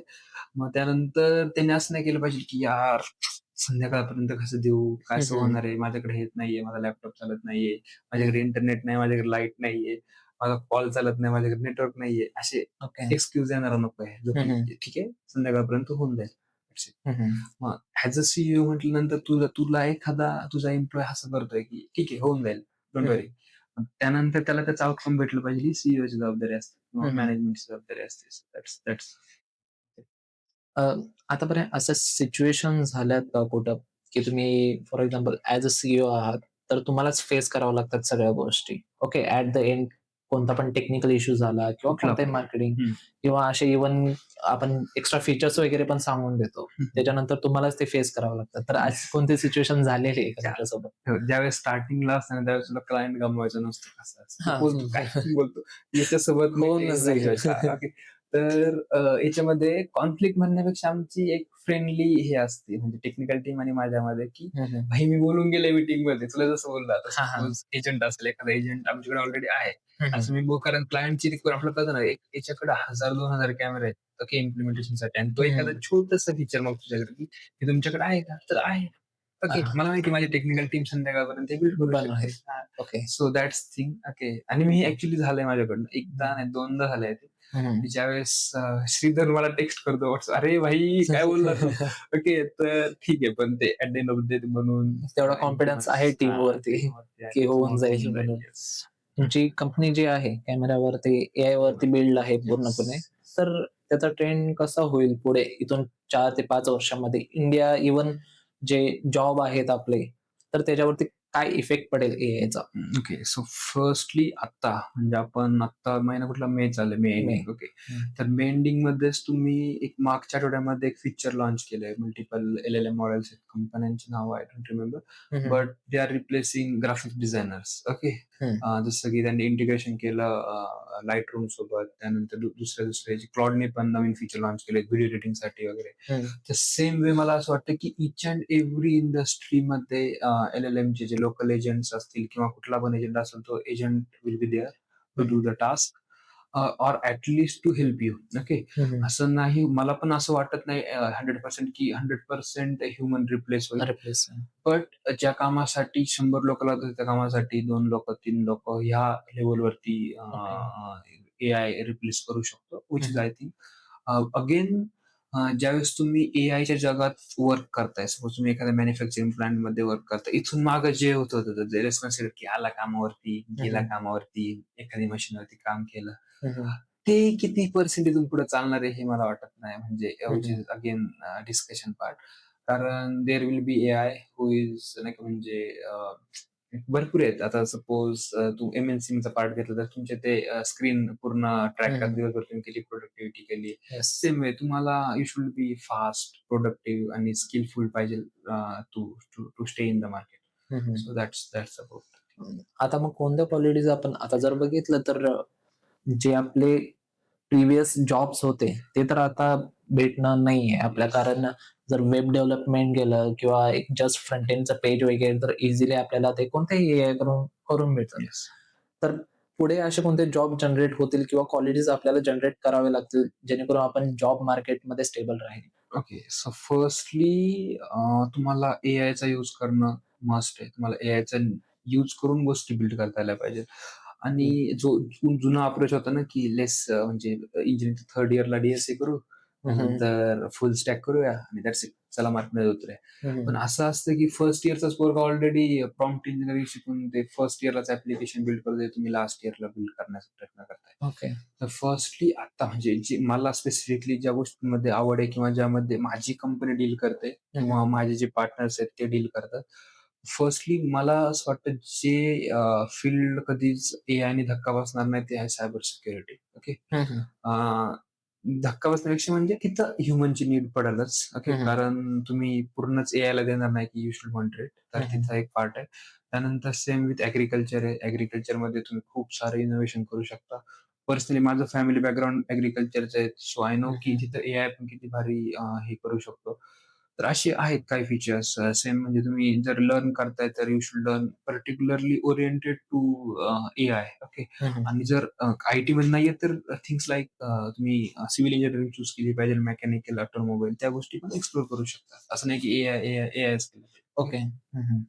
आता जर आपण बघितलं इंडियन मार्केट जर बघितलं तर इंडियामध्ये अशा मोस्ट ऑफ द कंपनी नाही आहेत की आपण AI रिलेटेड म्हणू शकतो ज्या मोस्ट ऑफ दी जशी तुमची एक कंपनी झाली ओके तर अशा आपल्याला जास्त कंपनी भेटत नाहीत की ते AI वरती वर्क करतात कारण जर आपण बाहेरच्या कंपनीमध्ये बघितलं जसं US बघितलं चायना बघितलं आता US जी कंपनी आहे तिथं सगळे क्लॉड आहे भेटणार आपल्याला ग्रॉक आहे त्याच्यानंतर चॅट GPT आहे सगळ्या US बेस्ड कंपनीज आहेत असं असं का आहे हा साईड फॅक्टर काय ओके तर स्पेसिफिकली तुझ्या क्वेश्चनला थोडासा फिरवतो मी ओके इंडियामध्ये खूप सारे AI बेस्ड कंपनी आहेत बट ओके त्या लेवलच्या नाहीये ज्या तू मेन्शन केल्या जसं की Okay. GPT आहे त्यानंतर सॉरी ओपन AI आहे त्यानंतर क्लॉड आहे का नाहीये it is again part of discussion त्यामध्ये खूप सारे डिस्कशन्स आहेत which is I not suppose to discuss but still one day India will have की काय मॅटर करतं आपल्याला, स्किल्स मॅटर करतात की आपले जे मार्क्स आहेत किंवा एज्युकेशन टेक्निकल आहे ते मॅटर करतं? सो फर्स्टली दोन्हींचा बॅलन्स मेंटेन करता आला पाहिजे.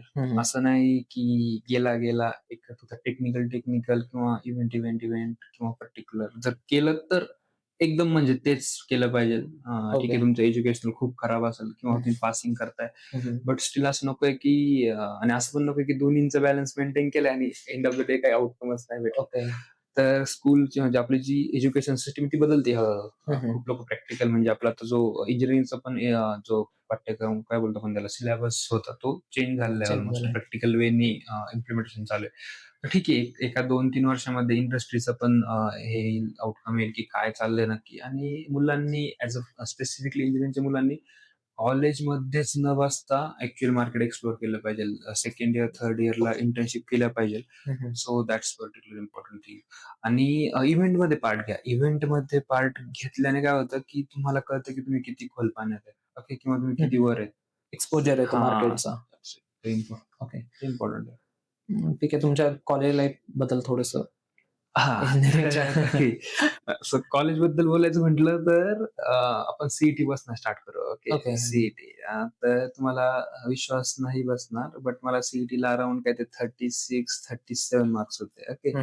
आणि आय नो की ह्या मार्कमध्ये काही होणार नाही.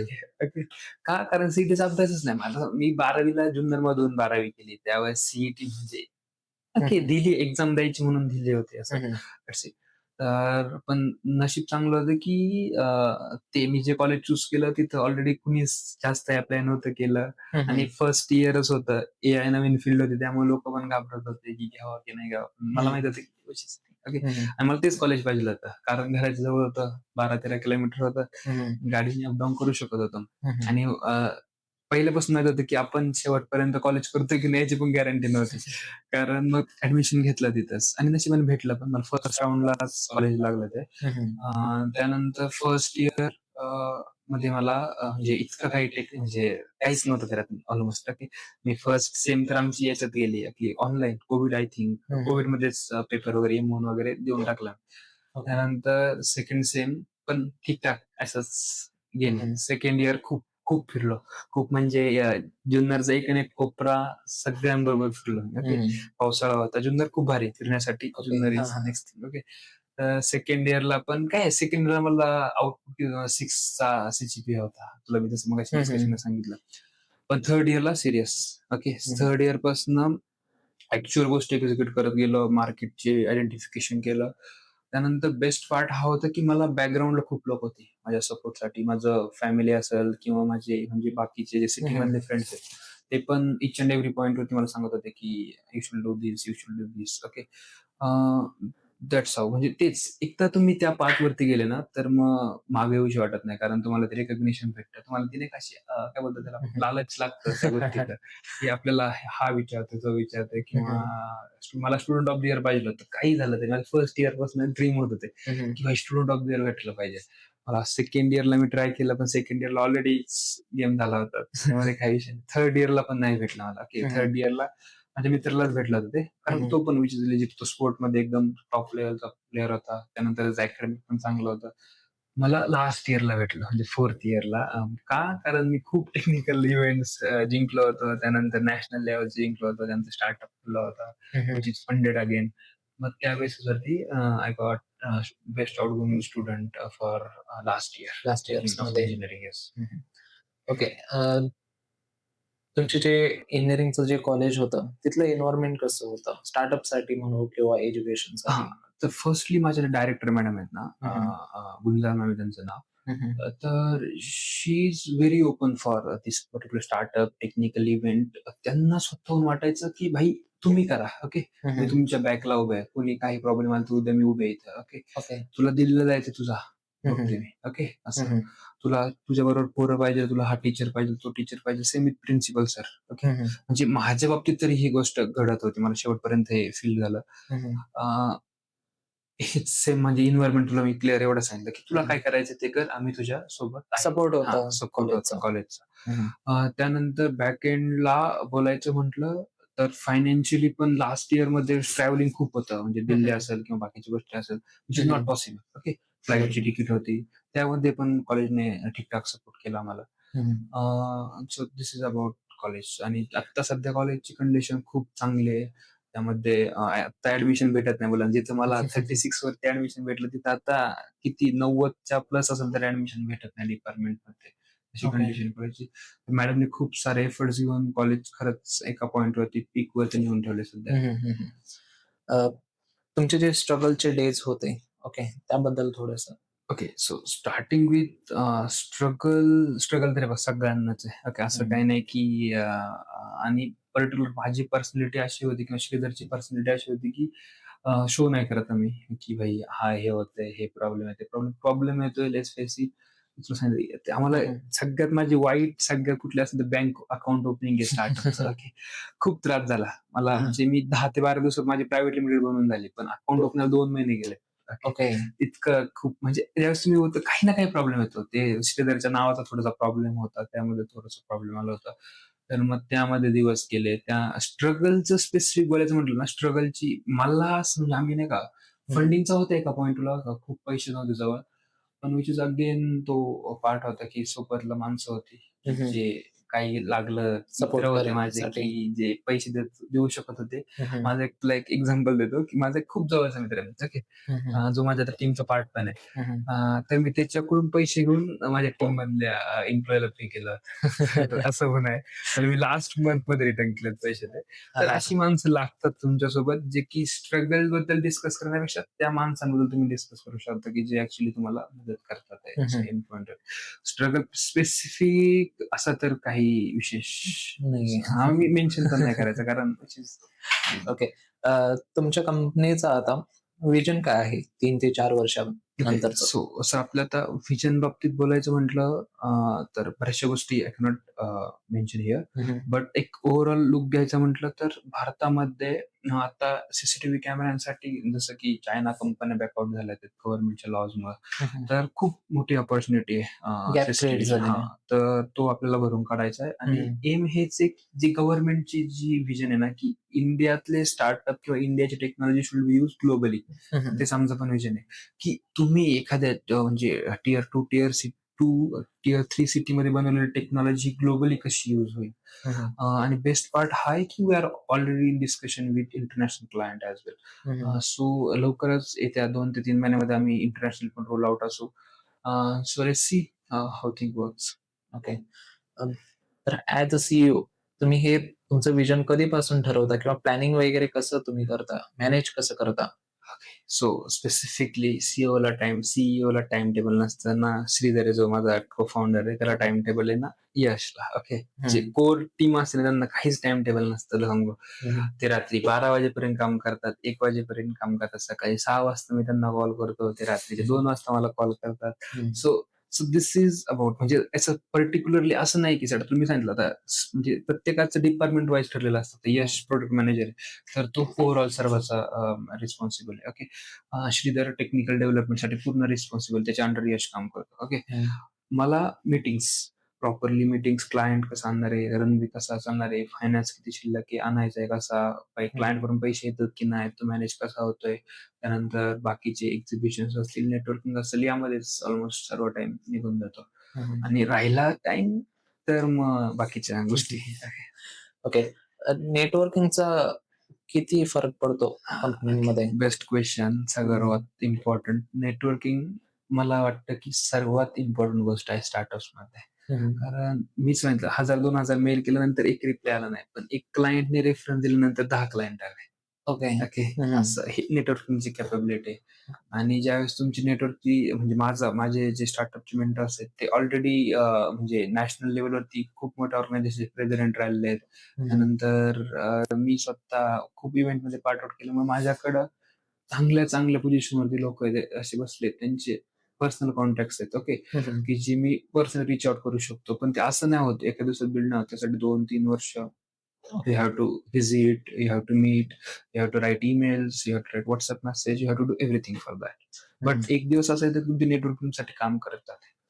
ओके, म्हणजे नेटवर्किंगचा खूप मोठा फरक पडतो. impact. Yes. ओके. अशा कोणत्या बाकीच्या गोष्टी आहेत जसं की नेटवर्किंग झालं, तर बाकीच्या कोणत्या गोष्टीवरती फोकस केलं पाहिजे as a startup. As a startup? So firstly तुमच्याकडं नेटवर्किंगपेक्षा एक इम्पॉर्टंट पार्ट आहे की तुम्ही तुमची टीम किती स्ट्रॉंगली मॅनेज करताय. हं, ओके. हं. तुम्हाला तुमच्या टीमवरती आणि टीमला तुमच्यावरती विश्वास असणं सर्वात इम्पॉर्टंट गोष्ट आहे. ओके. हं, हं. की हा विश्वास बिल्ड करणं नेक्स्ट लेव्हल हार्ड आहे. त्यानंतर अगेन नेटवर्किंग. त्यानंतर तुम्ही फायनान्शियली किती स्ट्रॉंग होऊ शकता. कारण किती पण बोलू ना आपण की बूटस्ट्रॅप आहे, बूटस्ट्रॅप आपल्याला माहिती असतं इस्टने घरी जायला लागतं कोणाच्या दारात. तर ती वेळ नाही आली म्हणजे हं, एक हं. ठीक आहे एका पॉइंटला पण ज्यावेळेस तुम्ही एका पॉइंटवर असं बोलतो तुमच्याकडे क्लायंट मोठे-मोठे एम-एन-सी क्लायंट आहे तुमचा ओके हं, हं. किंवा इंटरनॅशनल क्लायंट आहे. तर तुमची इमेज पण तशी पाहिजे ना, तुम्ही हं. वावरलं पण तसं पाहिजे. तर ते येस. पण मेंटेन करणं खूप हं, हं. इम्पोर्टंट मला वाटतं. हं, हं. ओके. तुम्हाला अशा कोणत्या सिच्युएशनला वाटतं, की नाही म्हणजे एक फिअर असतं, की पुढं काय होणार हं, हं. आपल्या कंपनीचं? काय होणार? आपण सिच्युएशनमधून कसं निघणार आहोत? किंवा कंपनीचं जे आपण प्लॅनिंग वगैरे ॲक्युरेट आपल्या डे टू डे असतातच. ओके. की 1 मंथमध्ये किती प्रोग्रेस असेल किंवा 6 मंथ नंतर किती प्रोग्रेस असेल. येस. त्या जर मे बी समटाईम्स अचीव्ह होतात, नाही नाही होत. होतात. त्या येस. सिच्युएशनला कसं हँडल करता तुम्ही? सो फर्स्टली मी ज्यावेळेस बूटस्ट्रॅप होतो त्यावेळेस इतकं मॅटर नव्हतं करत. हं, हं. ठीक आहे, नाही झालं तर मी कुणाला जबाब देणं नव्हतं, की मला हां, हां. हां, ओके. येस. मी मला स्वतःला रिप्लाय द्यायचा. पण हं, आता हं. असं नाही. आता माझ्याकडे इन्व्हेस्टर्स हं, हं. ओके. मला त्यांना उत्तर देणं भाग आहे. हं, हं. सो अगेन त्याचा प्रेशर पडतं टीमवरती किंवा ॲज अ फाउंडर म्हणून माझ्यावरती. Hmm, hmm. तर we have no choice. We have to do that. Hmm, that's hmm. That's इन्व्हेस्टरचा किती फरक पडतो कंपनीवरती? ओके. डिपेंड करतं की इन्व्हेस्टर कोण आहे. आता जर तू एखादी प्रायव्हेट इक्विटी आणली हं, ओके हं. म्हणजे एखादा प्रायव्हेट इन्व्हेस्टर आणला हं, हं. तर तो खूप मायक्रो मॅनेज म्हणजे मायक्रो गोष्टीवरती लक्ष देतो आणि हं, जर हं. तू गव्हर्नमेंट फंड जर तू माझ्यामध्ये आहे, हं, तर हं. ते ठीक आहे. ते जस्ट तुम्हाला पुश करण्यासाठी असतात ते. हं, हं. सो डिपेंड करतं. इन्व्हेस्टर वरती डिपेंड आहे की तो कसा आहे. त्याची पर्सनॅलिटी पण हं, हँडल हं. करतोय. तुला सर्व काही सांगायला लागतं. तू काय कुठं पैसा घालवतोय, किती आउटकम आणले, त्यानंतर तुझं विजन काय आहे, किती वर्ष एक्झिक्यूट झालंय, सर्व काही. हं, हं. आमची तर म्हणजे आमचं म्हणजे इकडं सांगू नाही शकत अदर्स लावून त्यांची मंथली मीटिंग होतात. हं, तर हं. That's how. इन्व्हेस्टर आता इंडियामध्ये थोडंसं कल्चर डिफरंट आहे हां, आणि धिस इज तेच द जर आपण फर्स्ट यूएस किंवा बाकीच्या कंट्रीमध्ये डिफरंट आहे. हं, जास्त करून यूएसमध्ये स्टार्टअपला जास्त फंडिंग वगैरे भेटेल. फंडिंग वगैरे भेटतं. तर हा गॅप आपण कसं कमी करू शकतो किंवा हा का आहे आपल्या इंडियामध्ये असं? अवेअरनेस सगळ्यात महत्त्वाचा मुद्दा आणि इथं लोकं लगेच पैसे वाढले पाहिजे. म्हणजे सपोज जर वर्षभरात इन्व्हेस्टमेंट केली तर वर्षभरात लगेच ₹1,00,000 गुंतवले दुसऱ्या वर्षी ₹3,00,000 भेटले पाहिजे, ₹4,00,000 भेटले पाहिजे. हं, हं. असा माइंडसेट आहे आपल्या लोकांचा. हं, हं. They are not seeing big picture. Okay. हं, म्हणजे हं. जसं की ओपन एआयचं एक्झाम्पल घे. हं, हं. तर त्यांनी एकदम अर्ली स्टेजवरती मनी इन्व्हेस्ट केला होता हं, किंवा हं. Teslaचं एक्झाम्पल घेतलं. पण आता म्हणजे कितीतरी वर्षानंतर 10, 15, 20 वर्षानंतर त्याचं रिटर्न्स. मल्टिपल किती मोठं आहे हं, हं. हे बघत नाही ते. हं, हं. आणि आपल्या इथं कसं की फाउंडर लगेच वर्षभरानंतर बोलला, "अरे काय कुठे आहे पैसा? आम्हाला एक्झिट कसा भेटणार?" सो डिपेंड करतं की आणि अमाउंट हं, ऑफ मनी म्हणजे तिथं जेवढा मनी आहे त्यांच्याकडे ऑलरेडी तुझ्याकडे ₹10 आहेत, तर तू हं. ₹1 खर्च करण्याला लोड नाही घेणार. तुझ्याकडे ऑलरेडी ₹2 त्यातला ₹1 तू कुठेतरी टाकलाय. हं, हं. मग तो प्रॉब्लेमॅटिक तुला पण असतं आणि मला पण असतं. Okay. So that's what I feel. जास्त प्रेशर क्रिएट होतं हां, त्यामुळे. स्टार्टअपवरती पण होतं आणि इन्व्हेस्टरवरती पण होतं. ओके. अ, इंडियामध्ये जसं की आता बघितलं आपण मॅन्युफॅक्चरिंग किंवा सर्व्हिस बेस्ड कंपनीज जास्त आहेत. हं. तसं प्रॉडक्ट बेस्ड कंपनी होऊ शकतील का इंडियामध्ये? जसं की तुमचा आता प्रॉडक्ट आहे किंवा आपलं हां, तुम्ही ओके. आम्ही सेम हां, सेम येस. तर तसं तुम्ही इंडियामध्ये होऊ शकतं का? हो, क्रिएट? आत्ता म्हणजे मी लास्ट आत्ताच मुंबईवरून ट्रॅव्हल बॅक केलंय. तर एक्झिबिशनमध्ये खूप सारे चांगले प्रॉडक्ट बेस्ड कंपन्या होत्या. हं, हं. तर मी म्हणजे माझं स्वतःचं एक्स्पेक्टेशन असं आहे, की नेक्स्ट 2 to 3 इयर्समध्ये आपल्याकडे खूप चांगले स्टार्टअप्स असतील, जे प्रॉडक्टमध्ये वर्क करत असतील. हं, हं. इव्हन स्पेस टेक्नॉलॉजी असो, डीप सी एक्सप्लोरेशन असेल, यासारख्या ॲक्चुअल जे नीड आहेत, त्या हं, हं. गोष्टींमध्ये देखील आपण we are competing with big partner like USA and others. Okay. म्हणजे इंडिया स्टँड घेऊ येस. शकतं. ओके. कारण हं, मेजर हं. पार्ट याच्यामध्ये हा आहे, की आपल्याकडे टेक्नॉलॉजी आपल्याला इम्पोर्ट नाही करायची. टेक्नॉलॉजी ऑलरेडी आपल्याकडं म्हणजे ऑलरेडी ॲज आहे. यू अँड मी किंवा आपले जे स्टुडंट्स आहेत, हं, हं. आपले जे टेक जायंट्स आहेत, ते आपल्याकडे ऑलरेडी आहेत. हं, तर हं. त्यांना एकत्र करून कुणीतरी जसं की Zomato असेल, हं, हं, बाकीचे हं. जे आहेत, there will be people. So मग इंडियामध्ये असा चान्स का नाही भेटत? कारण तर जे आपले ब्रेन्स असतात, चांगले ब्रेन्स असतात ते यूएसला, चायना, जपानला आपले मायग्रेट होतात. तर इंडियामध्ये असा काय प्रॉब्लेम आहे? खूप प्रॉब्लेम्स तर सगळ्या देशांमध्ये आहेत. असं नाही की आपल्या इथंच आहे. आता USA मध्ये पण देखील इमिग्रेशन पॉलिसी खूप स्ट्रॉंग झालेली आहे. ओके. तर येस, काही जे प्रॉब्लेम आहेत ते होतील सॉर्ट आउट थोड्या दिवसांमध्ये. काही प्रॉब्लेम असे जे ॲक्चुअली प्रॉब्लेम नाहीयेत ते आपण प्रॉब्लेम म्हणून कन्सिडर करतोय. जसं की पेरोल्स आहेत. USA मध्ये खूप पेरोल मोठा भेटतो as compare to India. But still ना, तुम्ही जर तुमच्या देशासाठी तुम्हाला जर 2% 3% द्यायचंय काहीतरी, तर तुम्ही थांबून काम करू शकता. असं नाही की तुम्ही बाहेर गेला. ठीक आहे, एखादा जर तुम्ही स्टार्टअप उभा करताय, पहिले 2 वर्ष मला त्रास होईल, 3 वर्ष त्रास होईल. पण एंड ऑफ द डे तो जर सक्सेसफुल झाला, तर तुम्ही तुमच्या देशात राहून, तुमच्या कुटुंबासोबत राहून काहीतरी देशासाठी देखील आउटकम देऊ शकता. असं मला वाटतं की आणि ठीक आहे, ते आउटकम लवकरच भरून निघतील अशी माझी पण अपेक्षा आहे. ॲक्टॉन एआयच्या अशा कोणत्या कोणत्या सर्व्हिसेस आहेत ज्या आपण कंपनीमध्ये इम्प्लिमेंट करतो?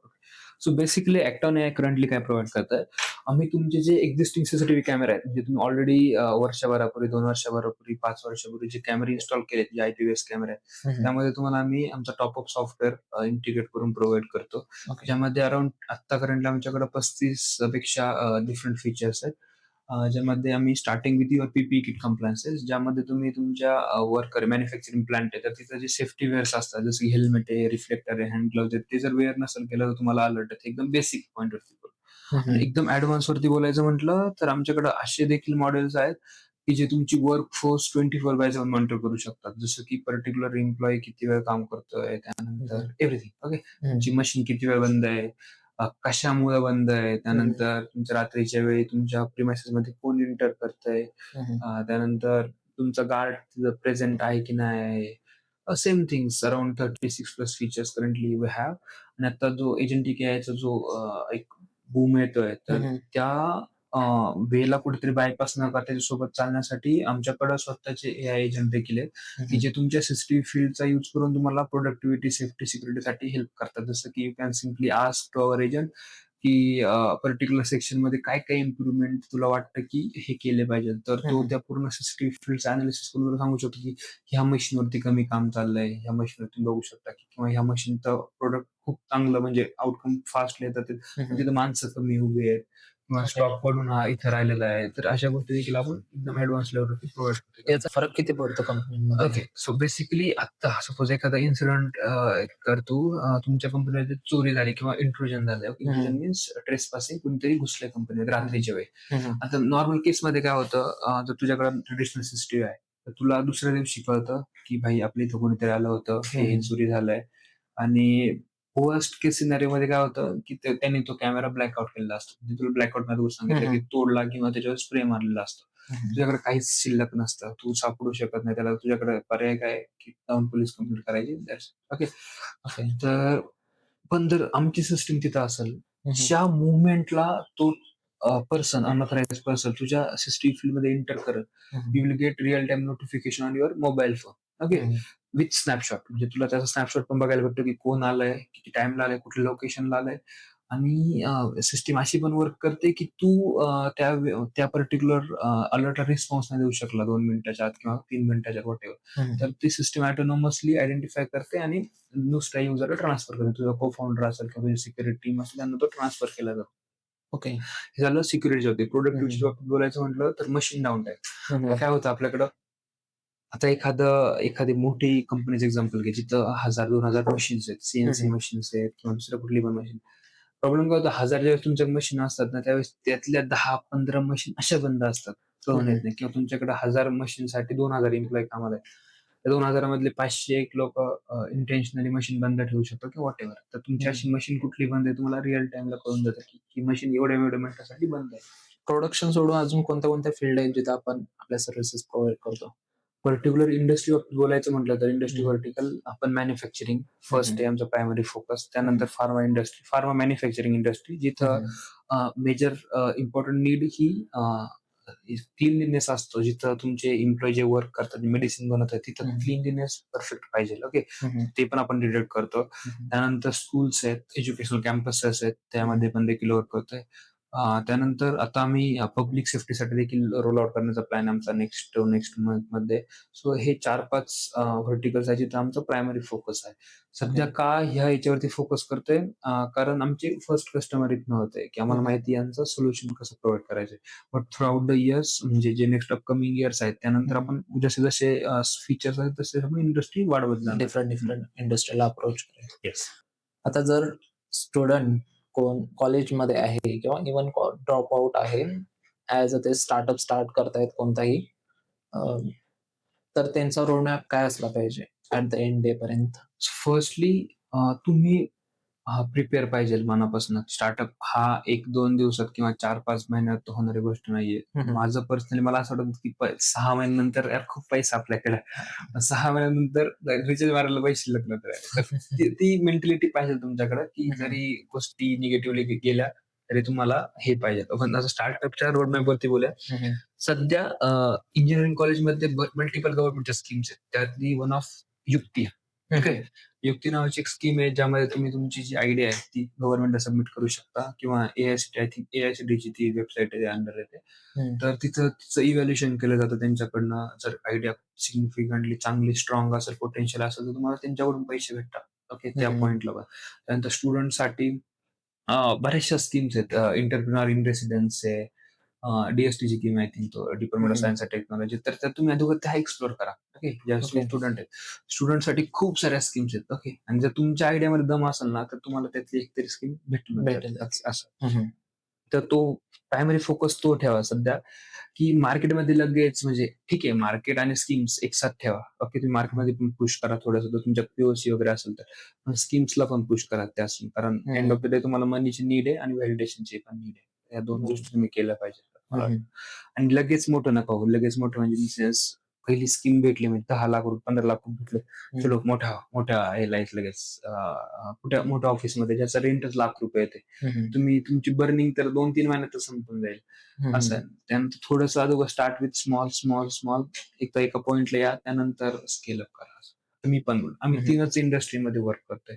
असं नाही की उद्याचा कॉल आला चला इकडं, चला तिकडं. ही इंडस्ट्री, ती इंडस्ट्री असं नाही. जी फोकस आहे ना तो मेंटेन ठेवा आणि असं नाही की दुसऱ्या हाकवरती म्हणून लगेच ते करायला सुरुवात करू नका. स्वतःवरती विश्वास ठेवून, तुमच्या विजनवर विश्वास ठेवून ऍटलीस्ट 2 ते 3 वर्ष ते तुम्ही परस्यू करा. ओके. स्टुडंट्सना काय ॲडवाइस द्याल? इंजिनिअरिंगचे स्टुडंट्स असतील किंवा जे जॉब करतायत पण त्यांना स्टार्टअप पण कंटिन्यू करायचं आहे. पण त्यांच्यासाठी काय असेल ॲडवाइस? तेच जे मी फर्स्ट सांगितलं तुम्हाला नक्की आयुष्यात करायचंय काय ते इम्पॉर्टंट आहे. जर तुमची मेंटॅलिटी जॉबची असेल तर खरंच तुम्ही जॉब करू शकता. Job is not bad thing. Okay. मला पर्सनली जॉब चांगलं वाटतं. म्हणजे ॲज अ फाउंडर मी जर माझे म्हणजे कझन्स आहेत किंवा बाकीचे जे आहेत ते जॉब करतात, ते संध्याकाळी येतात मस्तपैकी. मग त्यांचं सॅलरी क्रेडिट होते टाईमवरती. माझं तसं नाही. मला 24/7 अवेलेबल राहायला लागतं. सॅलरीचं माहीत नसतं येणार की नाही ते पण. ओके. सो ते इम्पॉर्टंट आहे ते जेव्हा तुम्ही स्विच करताय त्यावेळेस. आणि स्टार्टअप फेल्युअर खूप रेट हाय. मी आज तुझ्याशी बोलतोय. ओके. तर देअर माइट बी आज खूप सारे स्टार्टअप शटडाऊन होत असतील किंवा तू रेडिटवरती जर यूज अकाउंट असेल तर तिथं डेली बेसिसवरती खूप सारे स्टार्टअप गिव्ह अप करतात. ओके. इव्हन फंडिंग झाल्यानंतर देखील स्टार्टअप बंद होऊ शकतो. तर तुम्हाला त्याचं पण at the end of the day back एंडला तुम्हाला माहिती पाहिजे की worst day can be come. Okay. पण ऍट द अदर हँड आपल्याकडे सक्सेस स्टोरी पण आहे. झोमॅटो असेल, ब्लिंकिट आहे, व्हॉटएव्हर. ओके. ओयो आहे. खूप सारे आहेत की जे जर झालं एक्झिक्यूट. शेड्यूल काय असतं स्टार्टअपमध्ये? जर तुम्ही आता काम करताय तसं सांगितलं की तुमचे कझन्स वगैरे आहेत. 5ला 9 to 5 केलं की संपलं त्यांचं. तुमचं शेड्यूल काय असतं? माझ्या भावाची आणि माझी याच्यावरून खूप म्हणजे कॉन्फ्लिक्ट होते की मी कधी पण काम करत असतो. त्याचं काय म्हणणं आहे की तू एक पर्टिक्युलर वेळ ठरव आयुष्य म्हणजे दिवसातला की ह्याच याच्यामध्ये काम करायचं. कारण मी बरेच दिवस म्हणजे घरूनच काम करत होतो ना अर्ली डेजमध्ये. तर मी कधी पण म्हणजे रात्रीचे 8 वाजता 9 वाजता आमची मीटिंग व्हायची फाउंडिंग टीमची. त्यानंतर क्लायंटचा कॉल यायचा. एकदा मला सगळ्यात लेट कॉल आतापर्यंत मला 11 वाजता आलेला आहे रात्रीचा की क्लायंटचा की hi I got your reference from particular and I want this particular thing for my manufacturing plant. So असं पण होतं. आणि त्यानंतर ज्यावेळेस तुम्ही सीईओ किंवा फाउंडिंग टीमचे किंवा सीटीओ असताना त्यावेळेस आता श्रीचं एक्झाम्पल घेतलं तर मी त्याला कधी पण कॉल करतो की वेबसाईटमध्ये काही प्रॉब्लेम आलाय किंवा ह्या या क्लायंटचा कॉल आला की हे नेटवर्क होत नाहीये. सो शेड्यूल नावाची ऍटलीस्ट पहिले 2-3 वर्ष तर काही चिंता करू नका. There will be no schedule. So that's ते राहणारच जे नाही फ्लो तसं. जो फ्लो आहे त्या फ्लोनुसार चाला. आणि बेस्ट पार्ट म्हणजे मला पर्सनली असं वाटतं की मी लास्ट 2023 पासनं म्हणजे ठीक आहे बाकीचे म्हणजे माझी इंजिनिअरिंगची ट्रिप पण गेली सगळ्यांचीच जाते. त्याला मी नव्हतो, श्रीधर पण नव्हता गेला. तर आणि श्री आत्ता म्हणजे जस्ट एक 5-2 दिवसासाठी सुट्टीवरती गेलाय. तर असंच असतं की वर्षभरामध्ये तुम्हाला माईट बी 2-3 ऍक्च्युअल सुट्ट्या भेटू शकतात. मी माझ्या भावाच्या लग्नाच्या दिवशी पण क्लायंटचा कॉल अटेंड करत होतो. ओके. श्रीच्या बहिणी दिवशी पण मी एकासोबत बोलत होतो. तो पण सेम थिंग होती. ठीक आहे. म्हणजे हे पहिले अर्ली डेचे स्ट्रगल्स आहेत. जर तुम्ही ती गोष्टी एक्झिक्यूट केल्या, नीट झाल्या तर हो ना, की काय पण म्हणजे होऊ शकतं. तर स्टेडी राहिलं पाहिजे आपल्या कन्सिस्टंट आणि स्टेडी तर इम्पॉर्टंट थिंग आहे. वर्क लाईफ बॅलन्स तर नसणारच आहे. ओके. जसं की आता तुम्ही सांगितलं तर आमच्यासाठी स्टुडंट्स राहिले, आमच्यासाठी काय ऍडवाइस असेल तुमची? ओके. फर्स्टली म्हणजे ॲज तुला पर्सनली मी खूप चांगला ओळखतो. आपण एक साथ काम पण केलेलं आहे. अँड तू सिलेक्ट म्हणजे ॲक्टॉन याच्यामध्ये सिलेक्ट झाला ती इम्पॉर्टंट थिंग आहे. You can see as a validation for you. कारण मी खूप लोकांचा इंटरव्ह्यू घेतो. ॲटलीस्ट म्हणजे माझ्या इंटरव्ह्यूच्या अगोदर स्क्रीनिंग होतं श्रीधरकडनं. खूप टेक्निकली स्ट्रॉंग बंदा आहे. त्यानंतर ते तुझा रिझ्यूम माझ्यापर्यंत आला होता किंवा रेफरन्स आला होता. तर यू कॅन सी. बट मला एक सजेशन द्यायचं म्हटलं असेल तर you can stick to the particular field. Okay. तुला हेच करायचंय हे ठरवा. कारण आता संपत आली इंजिनिअरिंग ना लास्ट महिना असला. तर आता ठरवून घे कारण 4 वर्ष ऑलरेडी गेलेत.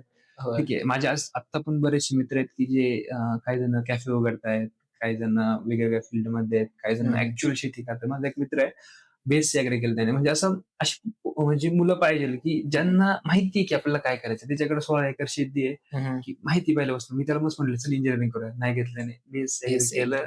शेती करतोय आता प्रॉपर चांगला ऊस आहे 7-8 एकर मस्त कमवतोय. आता लग्न करायला तर पुढच्या वर्षी. असं आपलं नाही आपल्याला ऍटलीस्ट अजून 4 ते 5 वर्ष काम करायचं त्यानंतर बाकीच्या गोष्टी आहेत. So, प्रत्येकाची लाईफ आहे त्यानंतर डिसिजन आणि जो डिसिजन घेशील ना रिस्पॉन्सिबल तू आहे हे ध्यानात ठेव. तू ज्यावेळेस ब्लेम करणं सोडून देशील ना की हा डिसिजन मी घेतलाय किंवा मी स्टार्टअप बनण्याचा डिसिजन माझा आहे. म्हणजे काही झालं तरी रिस्पॉन्सिबल मी आहे. ओके. सक्सेस होईल वॉट एव्हर होईल. ओके. सक्सेसच होईल पण स्टील मी रिस्पॉन्सिबल त्या सक्सेससाठी सुद्धा मीच रिस्पॉन्सिबल हे ध्यानात ठेव. सगळं तेच. ज्यावेळेस तू म्हणजे माझं म्हणजे बरेचसे मित्र वगैरे होते की ते ब्लेम करायचे स्वतःच्या एक्शनसाठी दुसऱ्यांवरती. सपोज एखादं काम दिलंय ते काम का होत नाही तर लाईट नाहीये, म्हणजे वायफायचा प्रॉब्लेम आहे, लॅपटॉपचा प्रॉब्लेम आहे. आय डोंट थिंक सो की अरे विचार कर मी ना एसटी मध्ये म्हणजे अर्ली डेज मी बसमध्ये बसलो होतो आणि त्यामध्ये मी एसटीपी म्हणजे we are part of exploration programme in the STP image Hyderabad. Okay. Same असं हे जे सेंटर आहे हैदराबाद सेंटर तिथे आम्ही एक्सप्लोरेशन प्रोग्रामचा पार्ट आहे. तर मी त्याचं प्रेझेंटेशन एसटी बस मध्ये बसून दिलं होतं. Which is okay. त्यांना पण माहिती हे स्टार्टअप फाउंडर यांना रोज ट्रॅव्हल करायला तिथून तिथून इथं. त्यांना दिसतो ना तुमचा स्ट्रगल दिवसभरातला. किंवा तुम्ही आणि मोबाईल फोन आहे. तू आता शेत म्हणजे फार्मिंग बॅकग्राऊंड शेतावरती बसून बांधावरती बसून देखील मी प्रेझेंटेशन दिली. असं काय नाही की तुम्हाला फॅन्सी रूम पाहिजे आणि ठीक आहे लोक समजून घेतात. ज्यावेळेस तुम्ही स्टार्टअप आहे ना त्यावेळेस ऍटलीस्ट पुश करा स्वतःला आणि रिझन्स नका सापडू. ती काम करायचं ना करून टाका. स्वतःची रिस्पॉन्सिबिलिटी घ्या, ओनरशिप घ्या. आणि टीम फॉर्मेशनच्या बाबतीत बोलायचं म्हटलं तर म्हणजे परत मी त्या मुद्द्याला हात घातला तर असे लोक सापडा की जे ओनरशिप घेतील. म्हणजे तुला एखाद्याला काम सांगायची गरज नाही पडली पाहिजे. तुझ्याकडे काम घेऊन आला पाहिजे. असे लोक इम्पॉर्टंट आहे स्टार्टअप मध्ये. तर ज्या दिवशी तुला असं विचारलं ना कोणी की माझे काम सांग मला तर काय करायचं त्या दिवशी यू हॅव टू थिंक की याला ठेवायचं की नाही ठेवायचं. ज्यावेळेस कारण तू म्हणजे जे एखाद्या गोष्टीवरती वर्षभरापासून काम करतो तुला माहिती नेक्स्ट काय करायचं. बरोबर आहे. Okay. Thank you so much sir आम्हाला संधी दिल्याबद्दल. भेटूया लवकरच भेटूया. आणि इम्पॉर्टंट थिंग मला अशी अजून एक बोलायची होती की मी पण अर्ली डे मध्ये तू पण अर्ली डे मध्ये तुझ्या. तर मी विश करतो की तुझे ज्यावेळेस तुला गोल्ड बटन भेटेल आणि मी ज्यावेळेस 100 करोडचा रेव्हेन्यू क्रॉस केला असेल त्यावेळेस आपण नेक्स्ट परत भेटूया. ओके. शुअर. नेक्स्ट स्टुडिओ मध्ये आणि माझ्या पर्सनल ऑफिस. थँक्यू.